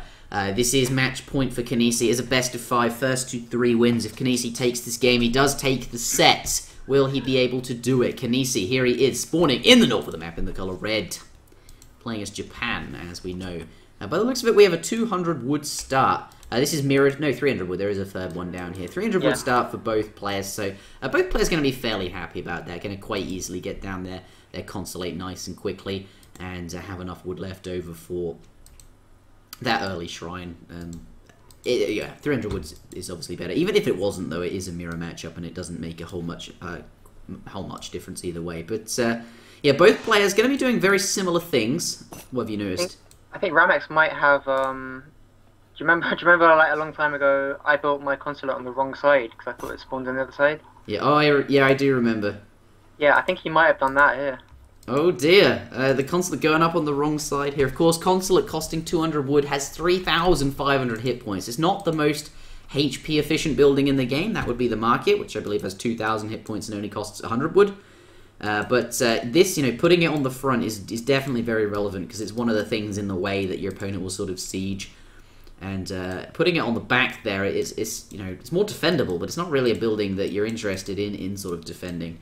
Building it on the front, not doing that. Maybe he does think well, I don't think he thinks it's reversed because he's put his cherry orchard in the correct position. But if he'd built his cherry orchard on the front and had the consulate on the back because he thought the map was the other way around like you did, that would be kind of devastating. Yeah, that's a good point. He did put the cherry orchard there. Maybe he just built it for convenience. Like, yeah, maybe it was just close to a villager and he wanted it there. Maybe, you know, feels as if the position of the consulate isn't going to be particularly relevant. And, you know, it might not be, really. Kynesie getting 140 food, which is huge. Yeah, that's a really good treasure. And that age up's going to be so much faster. Ramex is getting 80 food himself, though. I say, okay, that doesn't make 140 food quite as good. Still a good treasure to pick up. Both players, though, you know, fairly even on the treasures, though it does, you know, because Ramex picking up 70 wood and 70 coins, sorry, and 50 wood as well. By the looks of it, slightly favoured, actually, for Ramex. I don't think he's going to be too unhappy that the 140 food was found, considering... Well, he'll be more okay with it now that he's got 80 food to sort of mitigate the... Yeah, to mitigate it a bit. Yeah, this cherry orchard's still doing some scouting. Of course, yeah, there's no reason to build that just yet. Since you get 2 of them, you only really need to have 1 set up. Looks like, you know, Ramex has both of his set up now, but you can scout with one of them, get a little bit of extra scouting information, maybe find a relevant treasure. By the looks of it, Kynesie going to pick himself up a native scout. Yeah, I like this a lot. The native scout, like, doesn't die quickly to hero shots.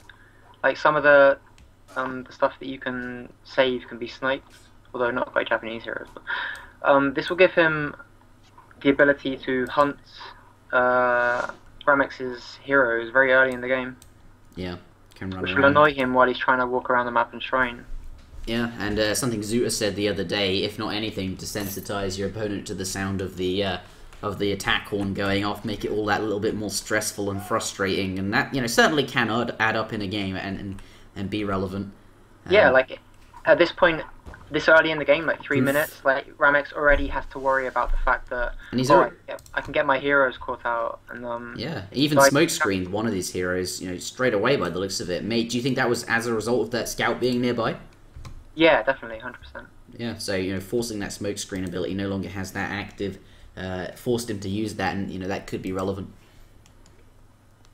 And of course, Yeah, they're now going to come in and deal some damage to, yeah, 88 HP on this making good guy. use of it. This is exactly what he wants to do with it, is to hunt the heroes and just annoy them while they're trying to build shrines. Yeah, and like he's going to have to get out of there now, and it's Yep. going to be more difficult to build on. Like, Ooh, maybe. he's gonna lose it. He's gonna lose it. Oh no, he is. He's going to put some definitely going to be a nice pickup if he can bring it down. Does lose some villager seconds there, but certainly well worth it. But did a little bit of damage, forced the sort of explorers back. They're going to have to walk further to build shrines on places that they actually want to build shrines. There are, you know, some locations nearby, so that's okay. But maybe he does want, you know, to spread his shrines out around the map as he is doing with this this explorer here. But fairly normal things from both players. Both players sending Heavenly Kami as their first shipment. Both players aging up with the Toshogu Shrine, that big shrine which grants you, it counts as a shrine, gives you extra sort of bonus to all of your other shrines. Heavenly Kami makes your shrines cheaper, improves their efficiency. Mirror builds at this point, and I wouldn't expect anything else from these two, you know, high-level players. And the thing is, Kynessie's walling again. Adding in walls, said, wow, said no one ever. Yeah, exactly, to the surprise of 0 people once again. But like, this shows how far ahead in the game he's planning. Like, this doesn't really have any significance early in the game, but this shows that he's already planning to be able to Finish go the to walls age off. 3 more safely. Yeah, that's true. What it does do is, you know, it's 5, 10, 15. Notice that he's cut out the wall segments in between, which cost the same quantity of wood. You actually do have to make sure, you have to specifically get this down. It takes a lot longer to build a wall this way, but he spent some APM, and it's definitely well worth saving 5 wood on the tiny little segments. It's only cost him 15 wood. That is 15 less wood he'll have to build shrines, but it's not that much wood, and that's why he hasn't built much wall. But, you know, has continuing to place buildings in relevant places like this market and this consulate to finish off the wall. Of course, very high hit points, these buildings, and yeah, it's not going to impact his boom very much at all. But barracks does come down. Both comes down for Kynesie. Looks like Ramex, well, he's adding it in now. Both players, you know, sent 600 wood, built some shrines with that, now adding in their first barracks by the looks of it. Yeah, Kynessie's dropping the double racks, which is kind of standard for Japan. Ramex is doing the same, just a little bit behind. Ah, yes, he has got one up here. Yeah, I saw the one the same time you saw one, then he added the second a little bit after. Yeah. So, you know, I think, you know, the later you add in your barracks, the better. Is that right? Because you can, you want to get more shrines down sooner. Yeah, exactly, yeah. Providing you don't take any damage, then you get more eco before you start making units. Yeah, but Kynesie perhaps not wanting to be too greedy, and perhaps, you know, not going to miss out on that much yeah. It really doesn't make that much difference. They both got 2 barracks. They've probably both built the same quantity of shrines. Kynesie, interestingly enough, on 180 shrine pop, and his opponent on 150 population. So, you know, by the looks of it, Kynesie has 3 extra shrines going for him. How did he squeeze that in? Yeah, I guess his just macro was a little bit more efficient, and like he got the barracks down quicker as well. Ah, I see. By the looks of it, Ramex has also built in a trading post, and that is, you know, that's about 2 shrines, and that would explain why he has fewer shrines. The extra XP is certainly going to be valuable if he's going up to the next stage. But the question is, almost 3 shrines, to be honest. Yeah. Yeah. Well, it explains where the wood went. But what do you think, though? He's chose to build in a trading post. Obviously, we know extra XP for the shipments is going to be very valuable. But compared to not making shrines, it means you're going to create fewer units from your barracks, which is, yeah, there's swings and roundabouts, and it depends which more you value. What do you think?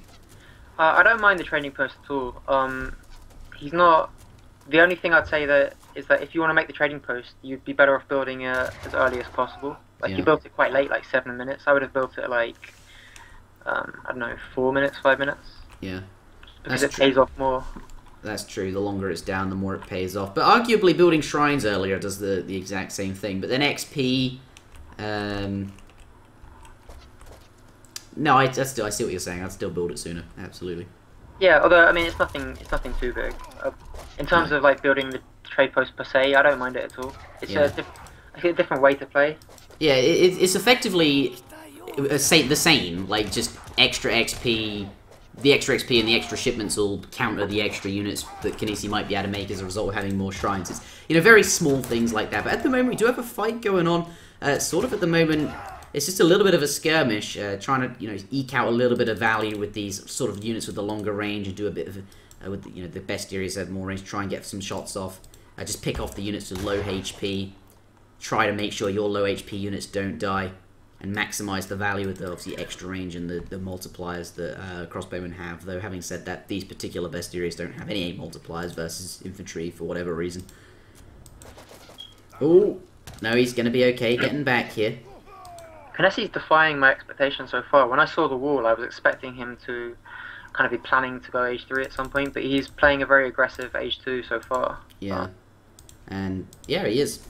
And there's 600 coin from Ramex, which is what you would send. Are we going to see him lose a couple of musketeers for free? Does lose the 1, almost 2, as second crossbowman goes basically dead as a result of sieging that shrine. Kynesie picking up small advantages here and there, and as a result, has more military units than his opponent, though there may be a batch of 10 units about to pop. Yeah, okay, this explains why he's got fewer resources. He's aging up, but having said that, both players are.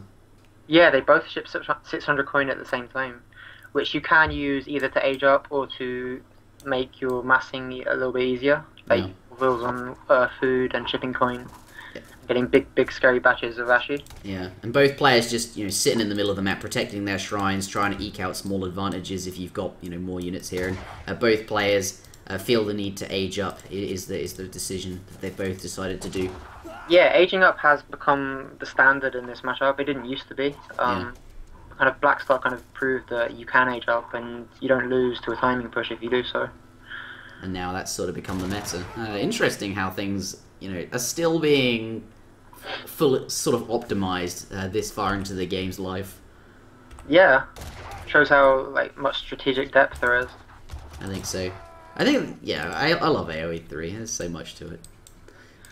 But yeah, this is just, a very sort of intense skirmish. A lot of tension in this area of the map, whilst they're both just trying to, just sit around on this area and don't let your opponent siege any shrines down. Yeah, exactly. They're just trying to avoid losing shrines for no reason. That's the purpose of the units in the area, and obviously since they're both in the same area, there's bound to be small skirmishes where people feel, oh, I might be able to get a couple of free shots there and take a unit, and that's basically what's going on. But both players now up to the Fortress Age. Looks like we're going to see sort of a fight break out, but taking a look at these shipments here... I think what they can do is split off 5 Ashi, just to go and siege on the sides. Yeah, that's true. Yeah, could do that. But then you have 5 fewer... I guess at this point, though, you've got so many Ashi that splitting off 5 for that purpose is perfectly okay. Well, you have to judge earlier on it might not be. Do that or not. Yeah. Looks like, though... At this point, 2 cherry orchards has been sent for Ramex, which is, the extra food that he needs. He's going to run out of food. But it looks like Kynesie has sent 2 flaming arrows instead. Yeah. This is going to give him the edge in the fight, but his food sources, I think there's enough in there. But I hope there's enough in there, because if these run out, then he's going to have problems down the line whilst he's waiting, for the food to arrive. But right now, these 2 flaming arrows are going to give him the edge. How close is he to his next shipment? Let's press... Yeah, he's almost got it, actually. Kynesie's on 92% of his shipment. I think, eking out, killing some of the extra units earlier on in the game is, giving him a shipment advantage. He's going to be able to send his... He's always going to have his next shipment slightly before his opponent does, as a result of the extra XP. These 2 flaming arrows now basically deny Ramex's ability to do anything, and they're just going to siege down these shrines. Yeah, they tell Ramex that he needs to either be doing the same or possibly going to age 4 behind it. I mean, the way the matchup... Yeah, and that... Wow, I think that's exactly what he's intending to do, is send 2 flaming arrows, and this explains the food. Are both players. Okay. Oh, Kynesie's going up. Well, they're both are going up. Kynesie already got the Wonder down. Ramex has all the resources for it, has now lain the Wonder down. Both players sending flaming arrows, which is sort of seems to be enough to hold against if one player didn't age up and just committed to making units and fully pushed in. These 2 flaming arrows just seem to be enough to punish you enough for doing that. And as a result, the 2 flaming arrow shipment that exists seems to be enough to let players get up to the industrial age. Rather than just massing, which seems to be punished by flaming arrows, potentially. I'm hoping that the 2 orchards do come for Kynesie, like you were saying. They're about to run out. There's only 1,000 food left in here. Ramex, you know, fully up and running with his next food. He's set for the late game. And it doesn't look like that Kynesie managed to achieve all that much, having his arrows a little bit sooner. But, you know, he's still got plenty of time, I think. He's, you know, 54% of the way there with his shipment. Well, the thing is that he didn't know that Ramex was also going to be going age 4. So he was thinking that, okay, my plan is to go age 4, so I'm not going to be... I won't be matching his unit count if he's just making units in age 3. Yeah. So, the flaming arrows are a deterrent if he happens to be outmassing Mayashi. So he needed them in case. Yeah. Because he was intending to go up. But Yeah. then, why does that not explain, you know, if Ramex had intentions of going age 4, didn't send them straight away. Either way, though, here comes the pressure. Kynesie coming in now with disciplined Ashigaru. He's likely to get the upgrade. Possibly. Probably not, actually. That's expensive. Yeah, I like this move from Kynesie. That's not the guy. full Of flaming. course not. Go ahead. I like the move from Kynesie attacking straight into his town centre. Like, he's just idled all of Ramex's villagers. And he's just walked in there and DPS down both of these barracks whilst the opposing army was away. Of course, it was over here killing off shrines, and he punished his opponent for that just by bringing his army in here, killing some of the infrastructure. And yeah, it's only 400 wood, but it is, you know, he has to replace those, and it's delaying unit production here. And because of that, Kynesie are going to be okay. 4 flaming arrows do arrive, though, along with the... well, as a shipment. There's a lot of flaming arrows here.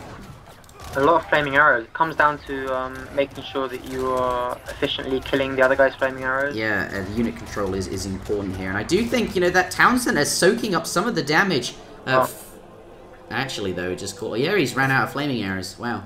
Kynesie got in there a little bit quicker, and he got his 4 flamings out quicker, so he always had the... and he killed the 2 barracks. Yeah, he got his production down. He had the cannon advantage. And he never let go of that cannon advantage, and like, there's no way. Like, he's got like 1, 2, 3, 4, 5, 6, 7, 8, 9 flaming arrows. Yeah, though his food has literally just ran out. Yeah, it has. If he held on just a moment longer, if Ramex perhaps hadn't been so far away from those barracks and was able to protect these the barrack, you know, was it in his base? Hadn't the cannon fight had perhaps gone better for him? Yeah, there'd be no food here. But having said that, the 2 cherry orchard shipment could well be on the way for Kynesie. But he's in the industrial age, you know, he doesn't really want to be sending that anymore. No, not at that point. He needed to send it earlier. Although... maybe you just, like, have enough units, i.e. musketeers, and just transition to full wooden coin and make units out of that. That's not efficient at this point in the game, because No. it's not a stage in the game where like army counts are superfluous. Like, you can't be, you know, using like 800 wood on mills and then like more wood on upgrades. You just get so far behind that you'll lose the game. Yeah. Although he kind of made it work by pushing at this point and winning at exactly this point. Exactly. Yeah, that sort of paid off. He eked in an extra shipment, which, you know, is quite a big deal. Yeah, I'm not sure that that's planned to kind of be pushing right when your orchards run out, but he made it work.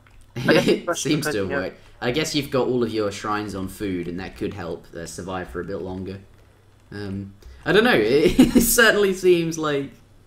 oh, it seems ballsy at least, but that does conclude the series. Kynesie does take the set 3 games to 1. And that does put him through to the round of 8. Of course, the rest of the round of 16 games are yet to be played. This one was played super early because Kynesie is busy when we would normally be doing the Sunday stream. So still plenty of round of 16 games to come. This is the first one. That just put him through to the round of 8, and Ramex12 is eliminated. Yeah, could we show the donation page at some point? Oh yes, we ought to do that. So we're going to go full sellout mode now in the chat, please. Basically, what makes these tournaments possible is your donations. And the entire first tournament, the Spring Championships, was funded off the back of some players that had not seen a tournament in a while, namely Maito and I think, what was his name? Some other guy who got it going. Oh, God, Stanley Winston. Yes, he slipped my mind. They got it rolling, and then people got on board. They were like, that sounds like a good idea. I want to put some money towards that. We'll get a prize pool going. And I think it was about a year and a half, maybe 2 years, we hadn't seen a tournament, and out of nowhere, they managed to get it going, and it turned out to be a really big event. We had it blew up so big, and now we have this entire site off the back of that tournament dedicated to the ESO community, reborn. And I think this is, about time this happened, considering the sort of community forums was shut down, replaced with a new forum, the official forum, where the Microsoft people were trying to combine everyone. But we always had our sort of Age of Empires forum, and that, I feel like this has sort of replaced that, and people felt a need for that, to have sort of a community-driven thing. But this tournament was also funded. We managed to raise $1,000 and $100 for a sort of small betting tournament on the side. And of course, we're having another championship in the winter. And hopefully, well, we want seasonal championships basically with $1,000 always for the prize. If we raise more than that, we'll just put it towards the next one, and maybe it blows up super big, and we can do more bigger prize pools. But if you're enjoying the commentary so far, if you're enjoying the games played, you appreciate the fact ESOC is making this possible. We would very much appreciate your donations if you have anything to spare. Even just $1, if that's all it is, all you're able to give or happy to give or whatever, it'd mean a lot, because it does. Yeah, and so far $405 into the current sort of donation bowl for the Winter Championships. Still got 600 or 700 to go, because we want another 600 for the prize pool and 100 for the betting tournament. But yes, I'm gonna dump the link into the chat. I guess I ought to wait 2 minutes due to the delay before I should do that. But yeah, even if it's just $1, it's via PayPal. You can do that, and that'd be very much appreciated. Everybody's names, I think, gets shown. Have I mentioned everything? Yeah, I think so. I just want to mention one thing about this game. Yeah. Look at the age 4 times. Kynesie was literally 20 seconds quicker to age 4. Is that a result of having more shrines, perhaps, and a better macro, and his opponent choosing the trading post? I guess a combination of all those things, but my point is just that he was only 20 seconds quicker, and if you look at how much he made that 20 seconds pay off, that's the kind of level that he's playing at. Yeah, I think you're right. He used like an incredibly short 20-second advantage of having his upgrades that much quicker, his 4 cannon shipment in age 4 that much quicker, and he just made that pay to the absolute maximum. Yeah. Just 20 seconds, literally. Yeah, definitely. Being there on top of his opponent's base, just DPSing down the relevant buildings, and then suddenly, because you're 20 seconds slower, that's amplified by a huge amount, because you don't have military buildings. You have to rebuild them. Yeah, that's like one of the signs of a good player, that something like 20 seconds they can turn that into a win. But yeah, that's true. I mean, it's impressively played from Kynesie this series. I enjoyed that. Again, I had to do it on low graphics. I don't enjoy that though. Good series, and this will make its way onto YouTube, either my channel or the ESOC channel. I'm not sure how we're going to split the content up. I don't want to be greedy and steal all the matches, but for my channel. Kynesie continuing to impress. Yeah, I'm really hyped to see him go through to the round of 8. It's going to be really good to see him in the finals if possible. Who is his next opponent? I don't know. I'll have to take a look at the brackets for that. Do you have them to hand? I'm just loading them now. I see. But yes, one final comment. It is sort of fan donations and player-made community donations that get these going. ESOC is just a community-driven website that started off the back of some people who thought a tournament would be cool, and it evolved into this. It's not a company. There's no money being made off these tournaments other than the advertisement revenue that Twitch manages to make, and if other people are uploading these videos and monetizing them. But yeah, this is all community driven, and all support, even if it is just a couple of $1 is truly appreciated. And I'm gonna exit sellout mode now. There's potentially a kind of like a Jedi against Apprentice matchup. Kynesie will play the winner of Diaruga and Acer game. And Diaruga is like his friend and his... Can you link me the brackets? Yeah, sure.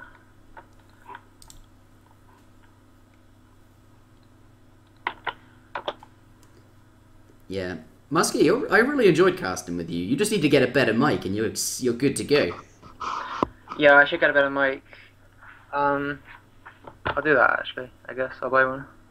Yeah, I think you should do more commentary. I think let's just like, in general, more people should do commentary. I think it's super interesting to listen to high-level players talk about games, especially their own ones and the decisions they're making. And I'd very much enjoy just more people generally making YouTube channels and doing that kind of thing. It'd even be nice to get a community channel going. I thought about making sort of a community channel, but I think the ESOC channel would be the best place for it, where just players. I don't know if that's really what it's for, but it'd just be nice to see more commentary. I even saw a post about this on the forums earlier, on the ESOC forums. Yeah, I was thinking of the same post as well. I saw someone asking for more commentary. Yeah, and I think the guy, has a point. So I'm just going to link that. This isn't the donation page. This is literally just the website. If you haven't done so already, this is the place to be. Make an account. The forums are insanely active. Like, I was surprised. Like, I don't really contribute to them that much. Yeah, they're very active, the forums. They are, yeah, that's one hell of a forum. Do we have anything else coming up, though? The answer is no, unfortunately. I'm going to switch back to the bracket. Sorry, this thing. That's all because, like, just awkwardly, Kynesie was busy, so this happened. Yeah, this match was played earlier than all the other round of 16 games will be played. Yeah. I think that is it from us, though. It is currently 1:05 in the morning for me. And yeah, I think tomorrow I am going to speedrun the campaign again. I've done it already. I did 4 hours and 3 minutes. But that was with cutscenes, and I think I can do it faster, obviously, without cutscenes. But also, I've optimized some of the missions a bit better, and I want to set the. I'm going to reset the world record for it being done on expert. I'd encourage. I think H2O is going to try and beat my time unfairly. It cost me money to run. Yeah, the site's being ran by H2O. Speaking of H2O, though, I think he wants to beat my speedrun time. And I think Blackstar mentioned he's going to do it as well. And I think Mr. Brownboy wants to speedrun. So you've got H2O and Blackstar gunning for your speedrun thing. I'm going to set the time, and then I'm going to see if they can beat it. But H2O and Blackstar trying to beat mine and their each other's speedrun time. That just sounds reminiscent of the previous tournament finals to me. Then once I've done the speedrun, I'm going to do the other Age of Empires 3, the War Chiefs campaign, the Asian Dynasties campaign. Not necessarily speedrun them, just to have fun, and then I intend to make more tips and tricks videos and more solo commentary and just more videos generally now that the Hearthstone season is over as well. Hearthstone's a game that is quite close, that I quite enjoy, quite close to me, and I really wanted to get as highly rated on that as I could. The season's done with, and now I think I'm ready to do more AoE 3. I just wanted to put this out publicly whilst we had sort of like an audience. But that's my sort of intentions. I'm going to make a vlog updating everyone.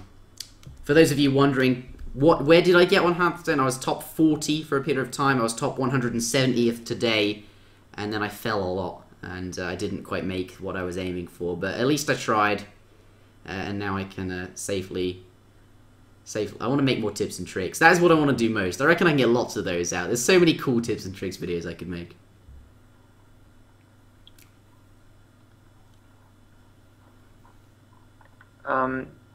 Yeah, you said it was reminiscent of the last tournament, H2O and Blackstar gunning for your time. Obviously, the speedrun time is much more prestigious. What do you mean? Than winning the previous tournament. Oh yeah, of course. Speedrun's way more important.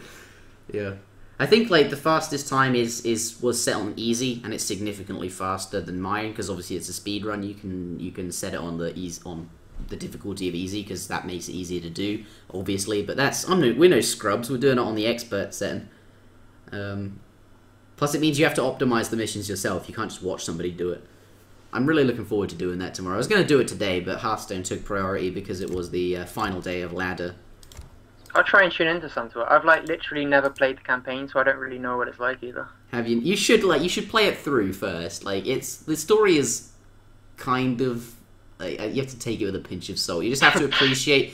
You have to appreciate the fact that they couldn't make it like AoE 2, where it's like do this thing in history that happened. They couldn't do that because it would be like execute millions of natives, which isn't. I don't really think they wanted to make a game about that. So they focused on this weird story, this fictional story based in legend about a family. And I don't know, I think it does a good job of I think the Age of Empires 3 vanilla campaign does a good job of introducing you to the mechanics of AoE 3, sort of setting the scene, depicting the new world and the things going on in it, and sort of the sort of key issues at the time. Are you playing the tag campaign or the vanilla one? The vanilla one. Then I'm going to do the War Chiefs, and then I'm going to do the Asian Dynasties, which I've heard is a tough campaign. Really? I've never finished the Asian Dynasties campaign. I got halfway through the Japan one and quit because I just, at the time, I was a Nilla scrub. And I was like, I ain't playing Japan. Or is it time consuming? Neither. Just, I didn't like playing Japan. I was a Nilla scrub. Oh, so your Civ matters in the campaign? Well, you have to in the first one you play as the Knights of St. John, which is kind of like, it's not really like anything. They get crossbows. It's more like Spain, I guess. They get crossbows. They don't get musks, and their cavalry are hussars. Anyway, Yeah, and then you play as like this civ that's reminiscent of Germany. You play as like civs that aren't actually real, basically. Yeah, I've seen these fake civs because like I used to. He likes to play them in the Obs game sometimes. Yeah. Like, can't be America. Yeah, except they actually have shipments to send, and they aren't terrible. And you start with crazy explorers like Morgan Black, which just... If you start with Morgan Black in a Supremacy game, you'd win every game. Put it that way. I remember some of like the American abilities in Supremacy games. They have, you know, the Age 4 card that automatically upgrades towers to like the Age 4 bombard towers? They have that in Age 3. That's hilarious that you have more experience of the campaign civs in online Supremacy than you do from actually playing the campaign. Yeah. Yeah. I come from my time like observing Oath. Yes, but I think, you know, we're now rambling. We've had a good time. The series is now over. Yeah, very good from Kynesie. Yeah, well As I played. say, I don't know if you know Diaruga, but he's like a close friend of Kynesie, and they are potentially meeting in the next round if Diaruga wins. That'd be very interesting. Oh, that would be interesting. Yeah, they are BFFs, I think. Yeah, he plays Ace again, which will be very close. I can't really call that. Maybe a slight edge to Diaruga. That'll be good. Alright, so that does conclude the stream. Again, I will be live tomorrow. I will be streaming pretty early on. I'm just going to go to bed, I'm going to wake up, turn my stream on, and we're going to jump straight into the campaign. And then once I've done it, I'll probably play more Age of Empires. So do catch me live tomorrow if you're interested in that. Fully optimized speedrun and then something different, either multiplayer or more Age of Empires 3 of some description. Because I know a lot of you will have seen that. But that does conclude the stream from me and MusketJr. Thanks for joining me, MusketJr. Yeah, thanks for co-casting. Good fun. It was fun, and I think you should. I think you're really good to cast with. We should do more, and you should get a better mic. Yeah, I should get a mic that isn't potato quality. I'll get a new mic. I guess, yeah. Alright, well, that was fun. Thanks for tuning in, everyone. These videos will be up on either the ESOC TV YouTube channel or my YouTube channel. I'm not sure which. I do want to sort of share the content between... I don't want to take all of their... Because it is their tournament, I want to put some of it up on the actual channel. But again, I am casting, and I do want some of it on mine. I mean, they can have any videos they want, providing I get the finals, I guess. I want the finals. Yes, that does conclude it from us. Thank you very much for tuning in, and we'll see you all again next time.